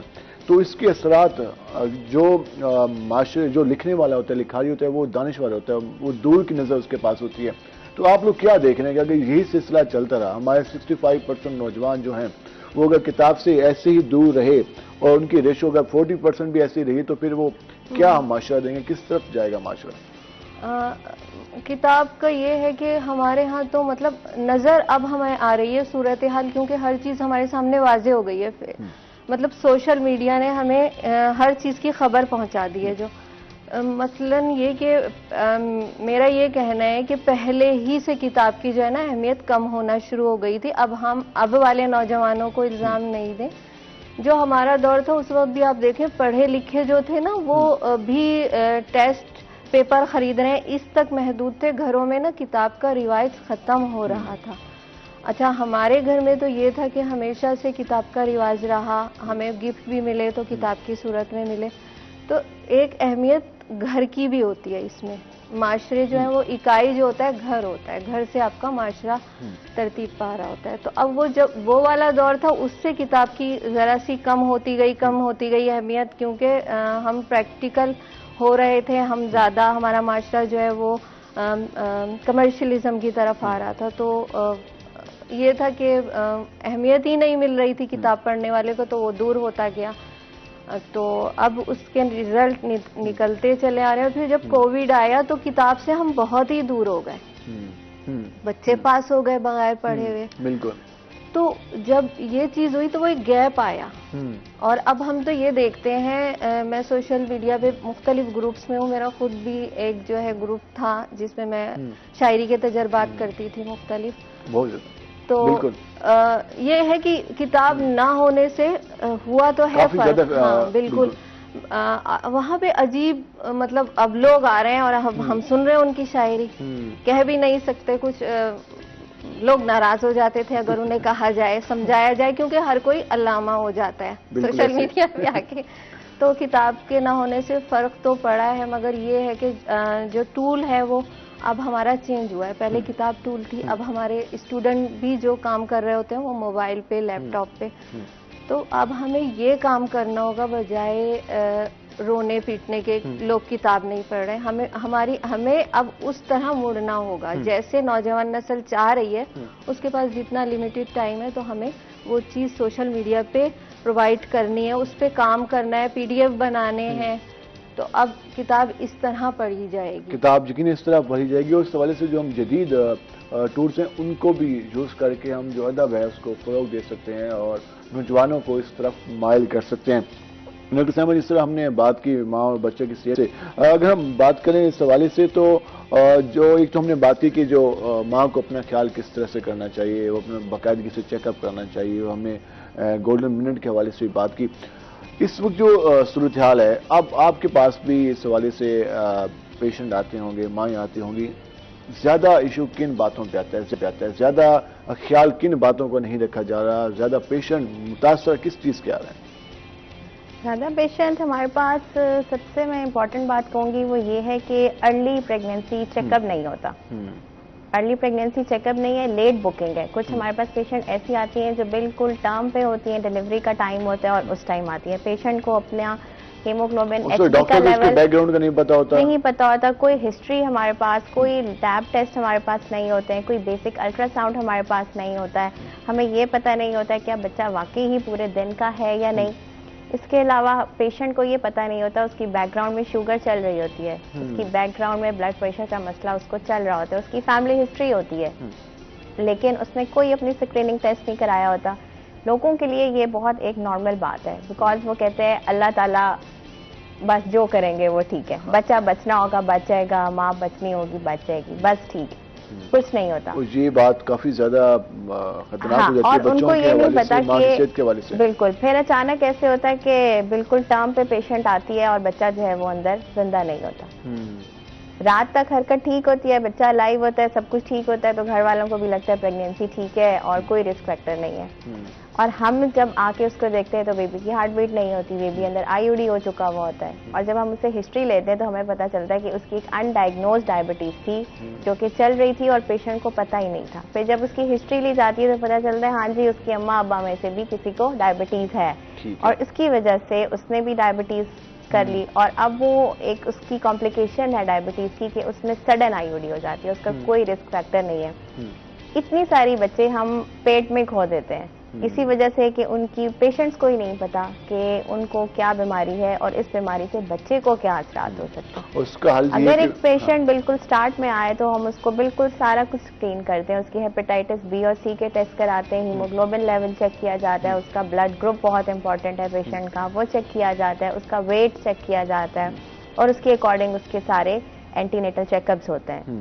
تو اسی وجہ سے جب پیشنٹ ہمارے پاس نہیں آتی ہیں, سب سے پرابلم, سب سے زیادہ فیل ہم جو کرتے ہیں وہ یہی ہے کہ اس کی کوئی نہ کوئی پیچھے پیتھولوجی چل رہی ہوتی ہے, اور اب بالکل ٹرم پہ آ کے پیشنٹ مینیج کرنا بہت مشکل ہو جاتا ہے. اب اکثر فیملیز یہ بھی گلہ کرتی ہیں ڈاکٹر حضرات سے کہ وہ نارمل ڈیلیوری نہیں ہو رہی, آپریشن کے ذریعے ہو رہی ہے. تو یہ اس میں واقعی ایسا ہو کیوں رہا ہے, پہلے تو ہم وجہ جاننا چاہتے ہیں. اصل میں نارمل ڈیلیوری سے بچہ ڈیلیور کرنا کوئی بہت بڑا کام نہیں ہے.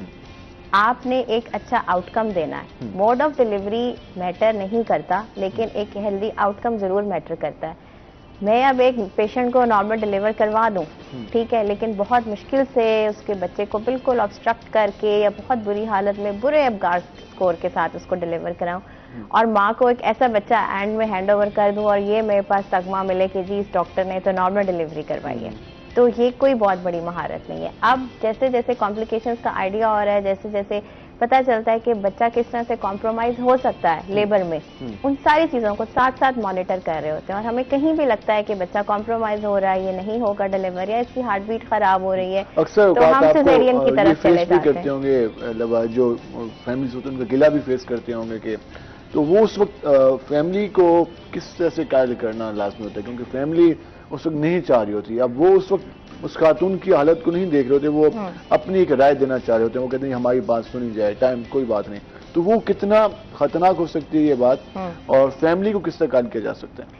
بس اس کا یہی حال ہے کہ لیبر روم سے باہر جا کے جو ان کے ہسبینڈ ہے اور ان کی فیملی ہے ان کو کاؤنسل کیا جائے, ان کو پوری سچویشن بتائی جائے کہ ہم بالکل اس کو لیبر کی طرف لے کر جا رہے تھے, ہر چیز بالکل ٹھیک جا رہی تھی, all of a sudden baby کی ہارٹ بیٹ ٹھیک نہیں آ رہی ہے. تو ڈیفینیٹلی ہمارے پاس کانسنٹ سائن ہوتا ہے, ان کو ہم سارے ایکسپلین کر دیتے ہیں, بریف کر دیتے ہیں. اس کے باوجود بھی اگر وہ کہیں کہ نہیں ہمیں ٹرائل آف لیبر لینا ہے, تو پھر ہم ان سے لکھواتے ہیں کہ دوران ڈیلیوری بچے کی جان کو خطرہ ہے, کچھ بھی ہو سکتا ہے. اگر وہ اتنا بڑا رسک لینا چاہتے ہیں تو ٹھیک ہے, ہم ٹرائی دیتے ہیں. لیکن آج کل پھر بھی لوگوں کو اویئرنیس ہے, اور باپ جو بننے والا ہوتا ہے اس کو بھی پتا ہوتا ہے کہ پورے 9 months کا آپ کر لیا ہے اور اینڈ ریزلٹ کا ٹائم ہے. تو پیشنٹ اور ان کے اٹینڈنٹس مل کے اب اینڈ میں یہی فیصلہ کرتے ہیں کہ ٹھیک ہے آپ کو جو بہتر لگ رہا ہے آپ وہ کریں. ہاں, اب بہت بہتر حالات ہو گئے ہیں, پیشنٹ انڈرسٹینڈ کرتے ہیں, ان کی فیملیز بھی انڈرسٹینڈ کرتی ہیں کہ آپریشن اگر ہو رہا ہے اور بنتا ہے تو آپ کریں. لیکن اس حوالے سے جو ہے وہ کافی زیادہ اہم بات یہ ہے کہ فیملی کو اس حوالے سے ڈاکٹر کی جو رائے اس سے یقیناً اتفاق کرنا چاہیے, کیونکہ وہ صورتحال دیکھ رہا ہوتا ہے. بعض اوقات ہمارے ہاں جو پرانی روایات چل رہی ہوتی ہیں, باتیں انہی کو کوڈ کر رہے ہوتے ہیں, لیکن وہ ہر وقت صحیح ثابت نہیں ہو سکتی. اس بارے میں بھی خیال کرنا چاہیے. ہم ذرا پھر آئیں گے ادب کی طرف. میڈم, جس طرح ہم بات کر رہے تھے, آپ کو ویسے کیسے کب خیال ہے کہ آپ میں صلاحیتیں ہیں, شاعری لکھ سکتی ہیں, کتابیں لکھ سکتی ہیں, تو یہ کب کس عمر میں جا کے آپ کو یہ خیال آیا؟ مطلب ہمارا تو کیونکہ ماحول ہی ایسا تھا, تو اور موضوعیت طبع تو شروع ہی سے تھی کہ ریدم میں تھی ہر چیز. اور یہ کہ میں تو 6th کلاس میں تھی, 12 سال کی میری جب عمر تھی, تو میں نے ایک کہانی تخلیق کی بچوں کی جو جاسوسی تھی, اور اس کو گھر والوں کو بغیر بتائے ہی اخبار میں روانہ کر دیا اسکول جاتے ہوئے, اور وہ چھپ بھی گئی. تو سمجھ لیں کہ 12 سال کی عمر سے تخلیق کا آغاز ہو گیا. پھر میں 17 سال کی تھی تو میں شاعری کر رہی تھی. پھر 17 سال کی عمر میں سمجھ لیں کہ میں نے ایک نظم تخلیق کی, جو میں سمجھتی ہوں زیادہ بہتر ہے. ویسے شعر تو کہہ ہی رہی تھی. اس کے بعد سے آغاز ہو گیا. اس کے بعد سے یہ کہ سلسلہ چلتا رہا, چھپی بھی کچھ جگہ, ریڈیو پہ بھی گئی. اس کے بعد پھر جو ہے شادی ہو گئی, پھر ازدواجی مصروفیات. پھر میں نے جو ہے پھر مجھے یہ پتہ چلا کہ سوشل میڈیا کچھ ہے, تو پھر وہاں میں نے گروپس جوائن کیے, تو پھر دوبارہ ریوائول ہو گیا میرا. ہم اس سے مزید بھی بات کریں گے. ہم ناظرین بریک پہ جائیں گے, بریک سے واپس آئیں گے تو یہیں سے بات کا آغاز کریں گے اور جاننے کی کوشش کریں گے کہ اس جو سارا سلسلہ ہے اس میں کس طرح سے ہم باقی جو ہماری نوجوان نسل ہے اور اس کے علاوہ جو ہماری سوسائٹی ہے کس طرح سے شامل کر سکتے ہیں. ہمارے ساتھ رہے گا, ملتے ہیں شارٹ بریک کے بعد.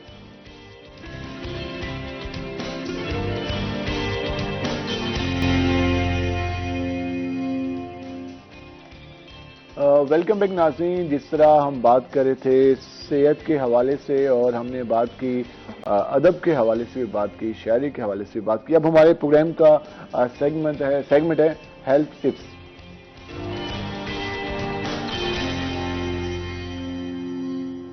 ناظرین, جس طرح ہم آج بات کریں گے کنو کے فوائد کے حوالے سے, اورنج کے فوائد کے حوالے سے. فروٹ ویسے بھی کھانا چاہیے, اور اگر ہم کنو کی بات کریں تو آج کے ویسے بھی مارکیٹ میں کافی زیادہ ہم دیکھ رہے ہیں کہ اس کے اسٹاک بھی لگے ہوئے ہیں, اور یہ انسانی صحت کے لیے کافی زیادہ فائدہ مند ہے, اور یہ غذائیت سے بھرپور ایک پھل ہے, اور اس حوالے سے یہ صحت کے لیے کافی مفید ہے. انسانی جلد کے حوالے سے بھی کافی بہتر ہے. اگر آپ اس کا استعمال کریں گے تو آپ کا فیس ہے وہ بھی, اسکن ہے وہ بھی تازہ رہے گی. اور اس کے ساتھ ساتھ اگر ہم بات کریں تو وٹامن سی اس میں کافی زیادہ مقدار میں ہوتا ہے, اور ہم اکثر دیکھتے ہیں کہ ہمارے جو بچے ہیں وہ اس کی کمی کا شکار رہتے ہیں، تو کنو کا استعمال زیادہ سے زیادہ کرنا چاہیے۔ اور معدے کی تیزاب بھی ہے، تو جلن کے حوالے سے بھی ہم اکثر اسٹومچ کا سنتے رہتے ہیں کہ آپ فلاں پرابلم ہو گیا، تو کنو کا استعمال کریں تو آپ کا معدہ بھی بہتر انداز میں ایک کام کرے گا۔ مدافعتی قوت بڑھانے کے لیے بھی کافی بہتر ہے، مدافعتی نظام کے لیے کافی زیادہ بہتر ہے، تو اس کا استعمال لازمی کرنا چاہیے۔ آنتوں اور صحت کے لیے حفاظتی فائبرز فراہم کرتا ہے کنو، تو بچوں کو خود بھی اور ہماری خواتین کو بھی اس کا استعمال کرائیں۔ اور ویسے بھی آج کل موسم میں تو کافی زیادہ یہ آیا ہوا ہے، جو اگر ہم بیماریوں کے حوالے سے بات کریں تو کینسر کے حوالے سے کافی بہتر ہے، بلڈ پریشر انسان کے وہ مینٹین رکھتا ہے، وہ اس کے حوالے سے کافی بہتر ہے، دماغ و اعصابی نظام کو بہتر بناتا ہے۔ اور ڈپریشن کا شکار ہم اکثر نوجوان ہمارے رہتے ہیں، انزائٹی کا رہتے ہیں، تو اس حوالے سے بھی اگر آپ کینو کھانا شروع کریں کچھ حد تک افاقہ آ جائے گا۔ اور جلد اور بالوں کے لیے بھی کافی مفید ہے، اور سب سے اہم بات حاملہ خواتین کے لیے بھی کافی مفید ہے، تو اس لیے کنو کا استعمال زیادہ کریں۔ ہم ذرا واپس آتے ہیں اپنے مہمانوں کی جانب۔ ہم جب بریک پہ جاتی سے بات کر رہے تھے، ہم دوبارہ وہیں سے بات کا آغاز کرتے ہیں۔ میڈم ہم بات کر رہے تھے کہ جو شاعری ہے، جو ادب ہے، اس کی تخلیق کے حوالے سے ہم بات کر رہے تھے۔ ہم نے آپ کی بھی جرنی جانی کہ آپ نے کس طرح سے اس طرف تخلیقی جو آپ نے کہا کہ صلاحیتیں شروع سے تھی، اور گھر میں بھی ایک ماحول تھا، اس طرف آئی۔ اس وقت جو اگر ہم بات کریں کتاب بینی کے حوالے سے ہم نے بات کی، لکھنے کے حوالے سے بات کی، ابھی جو صورتحال چل رہی ہے، آپ نے کہا کہ سوشل میڈیا کا استعمال اب بڑھ گیا ہے، تو اس کو ہم اگر اس طرف آ جائیں تو نوجوان مائل ہو سکتے ہیں، تو اس پہ کتنا کام کرنے کی ضرورت ہے؟ اس پہ تو بہت کام کرنے کی ضرورت ہے۔ ادب پہ اتنا زیادہ مطلب جو سوشل میڈیا پہ یا جو سائٹس ڈیولپ ہو رہی ہیں وہ ہمارے ملک میں اتنا زیادہ کام نہیں ہوا۔ ہمارے پڑوسی ملک انڈیا میں بہت مطلب وہاں تو ادب کا کافی ہوا ہے، زیادہ آدمی کافی بیٹھ کے بھی ہوتی ہیں۔ بالکل، تو اس طرف ہماری ذرا توجہ دینے کی ضرورت ہے، کیونکہ اب ٹول ہی چینج ہو گیا نا۔ کتاب تو ہے مگر کتاب ہر وقت وہ بیگ میں لے کے نہیں گھوم رہے بچے، موبائل وہ ہر وقت لے کر گھوم رہے ہیں۔ اگر انہیں ہم موبائل پہ ہی کتاب پڑھنے کی عادت ڈال دیں تو وہ نکالیں گے اور پڑھیں گے۔ اور یقیناً ایک اور چیز، ہمارے شاعر حضرات نے مختلف موضوعات پر شاعری کی ہے، رومانوی شاعری پر بہت کچھ لکھا گیا ہے، آپ کے موضوعات کیا رہے ہیں؟ میرے بھی موضوعات کیونکہ میں عورت ہوں تو میرے نسوانی موضوعات بھی رہے ہیں جو میں فیل کرتی ہوں، اور پھر جیسے جیسے وقت گزرا تو ظاہر مشاہدہ ہوتا ہے ہمارا زندگی کے بارے میں، جو فیل کر رہے ہیں وہ بھی۔ کیا شاعر بھی معاشرے کی ڈائریکشن دیکھتے ہیں کہ معاشرہ اس چیز کو پسند کر رہا ہے تو ہمیں بھی اسی طرح لکھنا چاہیے؟ کچھ لوگ کرتے ہیں، آپ نے دیکھا ہوگا، جو کہ راتوں رات مشہور بھی ہو جاتے ہیں، اور کچھ اپنے دل کی سنتے ہیں، اور کچھ امپیکٹ نہیں ہوتا۔ کچھ انفلوئنس ہوتے ہیں، مختلف اپنا طرز فکر ہوتا ہے۔ اب کوئی جو ہے وہ مختلف تحریکیں تھیں، جیسے ترقی پسند تحریک بالکل، اور رومانوی تحریک، تو مجھے تو جب میرا بچپن تھا تو مجھے تو فیض ساحر کو میں بہت پڑھا کرتی تھی بچپن ہی کے فیض احمد فیض صاحب کی تو شاعری کافی انقلابی اور کافی انسپائریشن تو تھی۔ میرا بھی رجحان ذرا ترقی پسندی کی طرف تھا۔ جب حبیب جالب بول رہا ہو، لکھ رہا ہو، اس کی نظمیں غزلیں سامنے آ رہی ہوں، تو اس وقت تو پھر رومانوی شاعری کی ضرورت ہی نہیں رہتی۔ بالکل نہیں، مگر ہر چیز کی جو ہے نا اہمیت اپنی جگہ ہوتی ہے۔ اللہ تعالیٰ نے تخلیق کیا انسان کو تو مختلف اختلافات کے ساتھ کیا، کسی کو کوئی چیز پسند ہوتی ہے، دنیا میں ایک ہم آہنگی ہے، ایک جیسے لوگ ہوتے، ایک جیسی چیزیں ہوتی، تو کہاں ہماری جو ہے وہ توجہ رہتی مبذول دنیا پہ۔ تو روز نئی نئی چیزیں آ رہی ہوتی ہیں، انسان نئے نئے، ذہن نئے نئے، اور تو ہر ایک کی مطلب زندگی میں ہر چیز کی اہمیت ہے۔ ہم آپ سے کچھ شاعری بھی سننا چاہیں گے، ہمارے ناظرین بھی، تو اگر آپ اس حوالے سے کچھ ہمیں۔ ہاں، میں بالکل ایک غزل چھوٹی سی آپ کو سنا دیتی ہوں۔ پہلے ایک شعر سے آغاز کر دیتی ہوں۔ آنکھ کتنا نمک گرائے گی، آنکھ کتنا نمک گرائے گی، آنسوؤں کی لکیر نے پوچھا، مذہب عشق کیوں چنا تم نے، مذہب عشق کیوں چنا تم نے، خواب میں مجھ سے میر نے پوچھا۔ اور غزل ہے، रूह को खाक से उठाया गया, रूह को खाक से उठाया गया, जिस्म तरतीब से लगाया गया, जिस्म तरतीब से लगाया गया, चंद लोगों की दिल लगी के लिए, चंद लोगों की दिल लगी के लिए पूरा पिंडाल क्यों सजाया गया। हमको रेगे साहिल पे लिख दिया हमको, रेगे साहिल पे लिख दिया हमको, फिर हमें लहर सा मिटाया गया, फिर हमें लहर से मिटाया गया।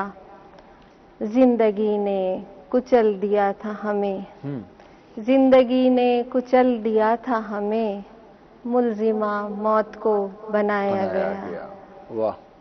हमको रखना था दस्तरस से वरा, हमको रखना था दस्तरस से वरा, सो हमें मावरा बनाया गया। वाह वाह वाह, क्या खूबसूरत अंदाज में शायरी। इसमें हम देखते हैं कि जितना ज्यादा इंसान का लिखने और पढ़ने का उसी अच्छे अंदाज में वो शायरी लिख भी सकता है और मुख्तलिफ मौज़ूआत को समेट भी सकता है।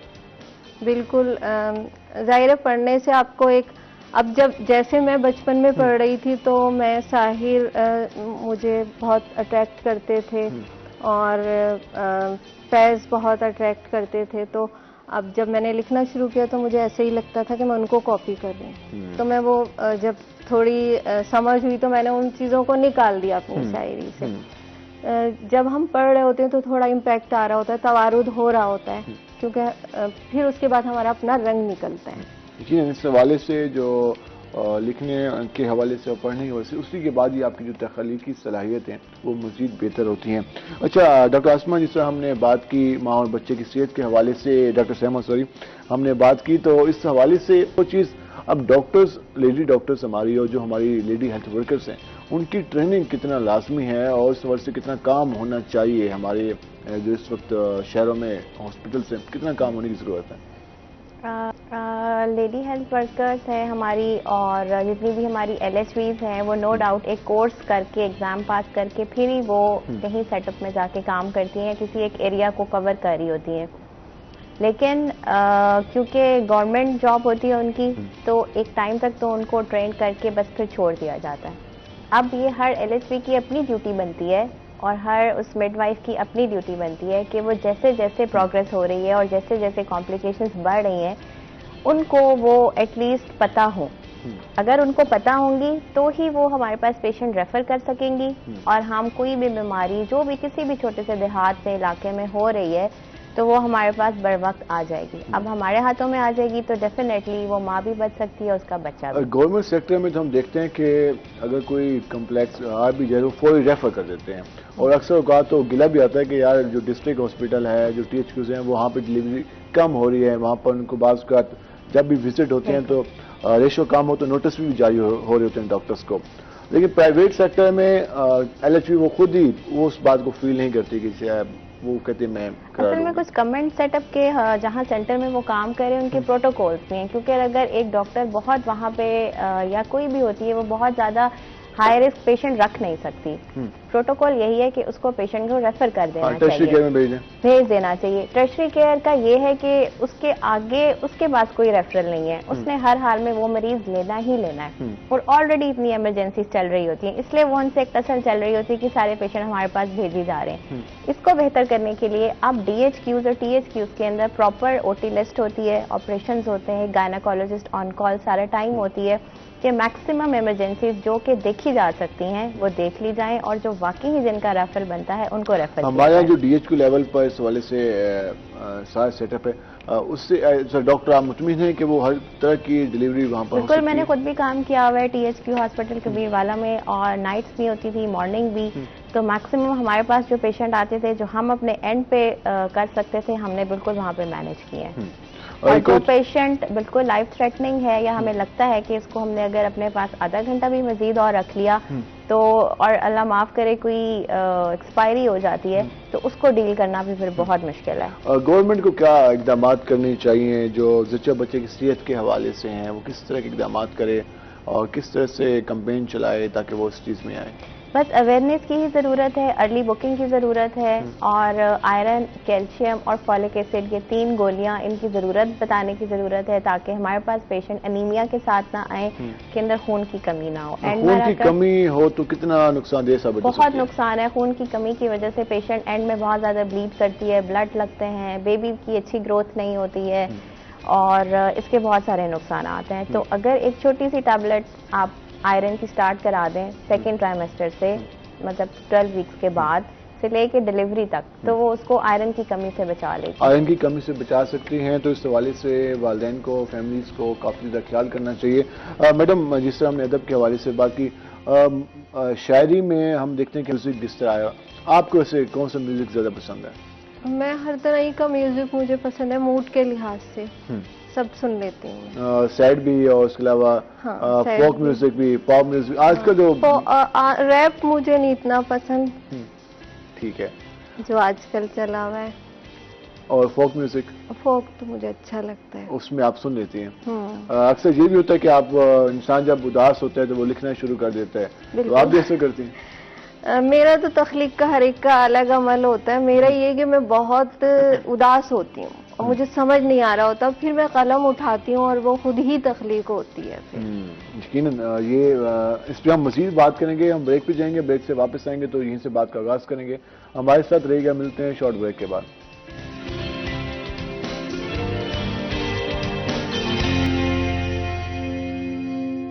वेलकम बैक नाज़रीन। जिस तरह हम अपने प्रोग्राम में बात कर रहे थे, माँ और बच्चे की सेहत के हवाले से बात की, शायरी के हवाले से बात की, और इसके साथ साथ हमारा अब प्रोग्राम का सेगमेंट है आज के भाव।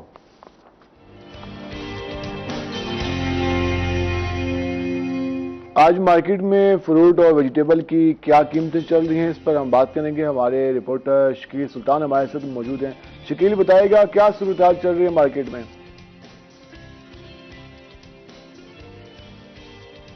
जी, मुल्तान शहर की मार्केट में सब्जियों और फलों के भाव जो हैं वो वक्त के साथ साथ बारी बारी परवान भरते रहते हैं। जिसमें टमाटर जो है वो महंगा हुआ था, हरी मिर्च महंगी हुई थी, इन दोनों की परवास में तो कमी आई है, लेकिन अब प्याज जो है उसकी कीमतें आसमान से बातें कर रही हैं। प्याज 240 रुपए फी किलो की सतह तक पहुंच गया है। इससे पहले प्याज 60 से 80 रुपए फी किलो में भी फरोख्त होता रहा है। आहिस्ता आहिस्ता कीमत बढ़ती गई, 200 रुपए तक जाके ब्रेक लगी, लेकिन अब प्याज 240 तक पहुंच गया है। मंडी वालों का और दुकानदारों का कहना है कि पहले फसलें तबाह हुई थी, प्याज की फसल बहुत ज्यादा मुतासर हुई है, जिसकी वजह से अब प्याज की शॉर्टेज हो गई है, इस वजह से इसकी कीमत बढ़ रही है। इसके साथ जो हरी मिर्च है, शिमला मिर्च 120, बारीक मिर्च 160, मोटी मिर्च 240 रुपए फी किलो में फरोख्त हो रही है। टमाटर जो है वो 80 रुपए फी किलो में दस्तयाब है। जो बाकी बुनियादी सब्जियां हैं, जिसमें लहसुन वो उसकी 4 सेंचुरियां अभी तक बरकरार हैं, 400 रुपए फी किलो में फरोख्त हो रहा है। अदरक 320 में, चाइना लीमू 160 में, जबकि देसी लीमू 240 में दस्तयाब है। मौसमी सब्जियों की बात करें तो मौसमी सब्जियां खुशकिस्मती है शहरियों की कि मौसमी सब्जियां अभी उनकी पहुंच में हैं। सर्दियों की एक ज़बरदस्त किस्म की सब्जी जो सबकी पसंदीदा भी होती है, साग, वो उसकी कीमत 40 रुपए फी किलो में है, जबकि शलजम जो है वो 60 रुपए फी किलो में, मूली 40 रुपए फी किलो में, गाजर 60 रुपए फी किलो में फरोख्त हो रही है। इसके साथ जो तोरी है वो 240 में दस्तयाब है, अरवी 200 में दस्तयाब है। अरवी और तोरी मौसमी सब्जियां तो नहीं है, लेकिन अभी मार्केट में दस्तयाब है, शहरी इस्तेमाल कर रहे हैं, लेकिन इनकी कीमतें बहुत ज़्यादा हैं। फलों की बात करें तो फल तो अरसा दराज से ही मुल्तान शहर में आम शहरी की पहुंच से दूर ही रहे हैं, गरीब की हसरत बनकर रह गए हैं। उसमें आप देखें अंगूर जो है वो सुंदर खानी अंगूर 400 से 600 तक पहुंचा हुआ है। मुख्तलिफ अक़साम के अनार 300 से 400 तक पहुंचे हुए हैं। शहर में अनार जो है वो हमें रेडियो पर अनार के पहाड़ नज़र आते हैं, लेकिन हमें लगता है कि सस्ते होंगे, लेकिन उनकी कीमतें भी जो हैं वो 350 से कम देखने को नहीं मिलती, 300 से कम देखने को नहीं मिलती। इसके साथ मुख्तलिफ अक़साम के जो सेब हैं, जिसमें काला कुल्लू सेब है, अम्बरी सेब है, गोल्डन सेब है, 160 से 280 रुपए फी किलो तक फरोख्त हो रहे हैं। पपीता और चीकू जो हैं ये पहले इनकी कीमतें भी आसमान से बातें करी थी, लेकिन अब इनकी कीमतें कम हुई हैं, 200 से 240 में फरोख्त हो रहे हैं। मौसमी फलों में कीनू और फ्रूटर 160 में दस्तयाब हैं। माल्टे का अभी इंतजार है, माल्टे की एंट्री अभी नहीं हुई। بارشوں کا انتظار ہے، بارشیں ہوں گی تو یہ جو موسمی پھل ہیں ان میں رس پیدا ہوگا اور ان کی پیداوار میں بھی اضافہ ہوگا۔ اس کے ساتھ خشک کھجور 320 روپے فی کلو میں فروخت ہو رہی ہے۔ اوورآل اگر ہم بات کریں پھلوں میں بھی مہنگائی کی لہر برقرار ہے، سبزیوں میں مہنگائی کی لہر بھی ہے، لیکن اتار چڑھاؤ کا سلسلہ ملتان میں ہمیشہ ہی جاری رہتا ہے۔ شہریوں کے لیے جو پریشانی ہے ایک، وہ بھی برقرار ہے۔ جی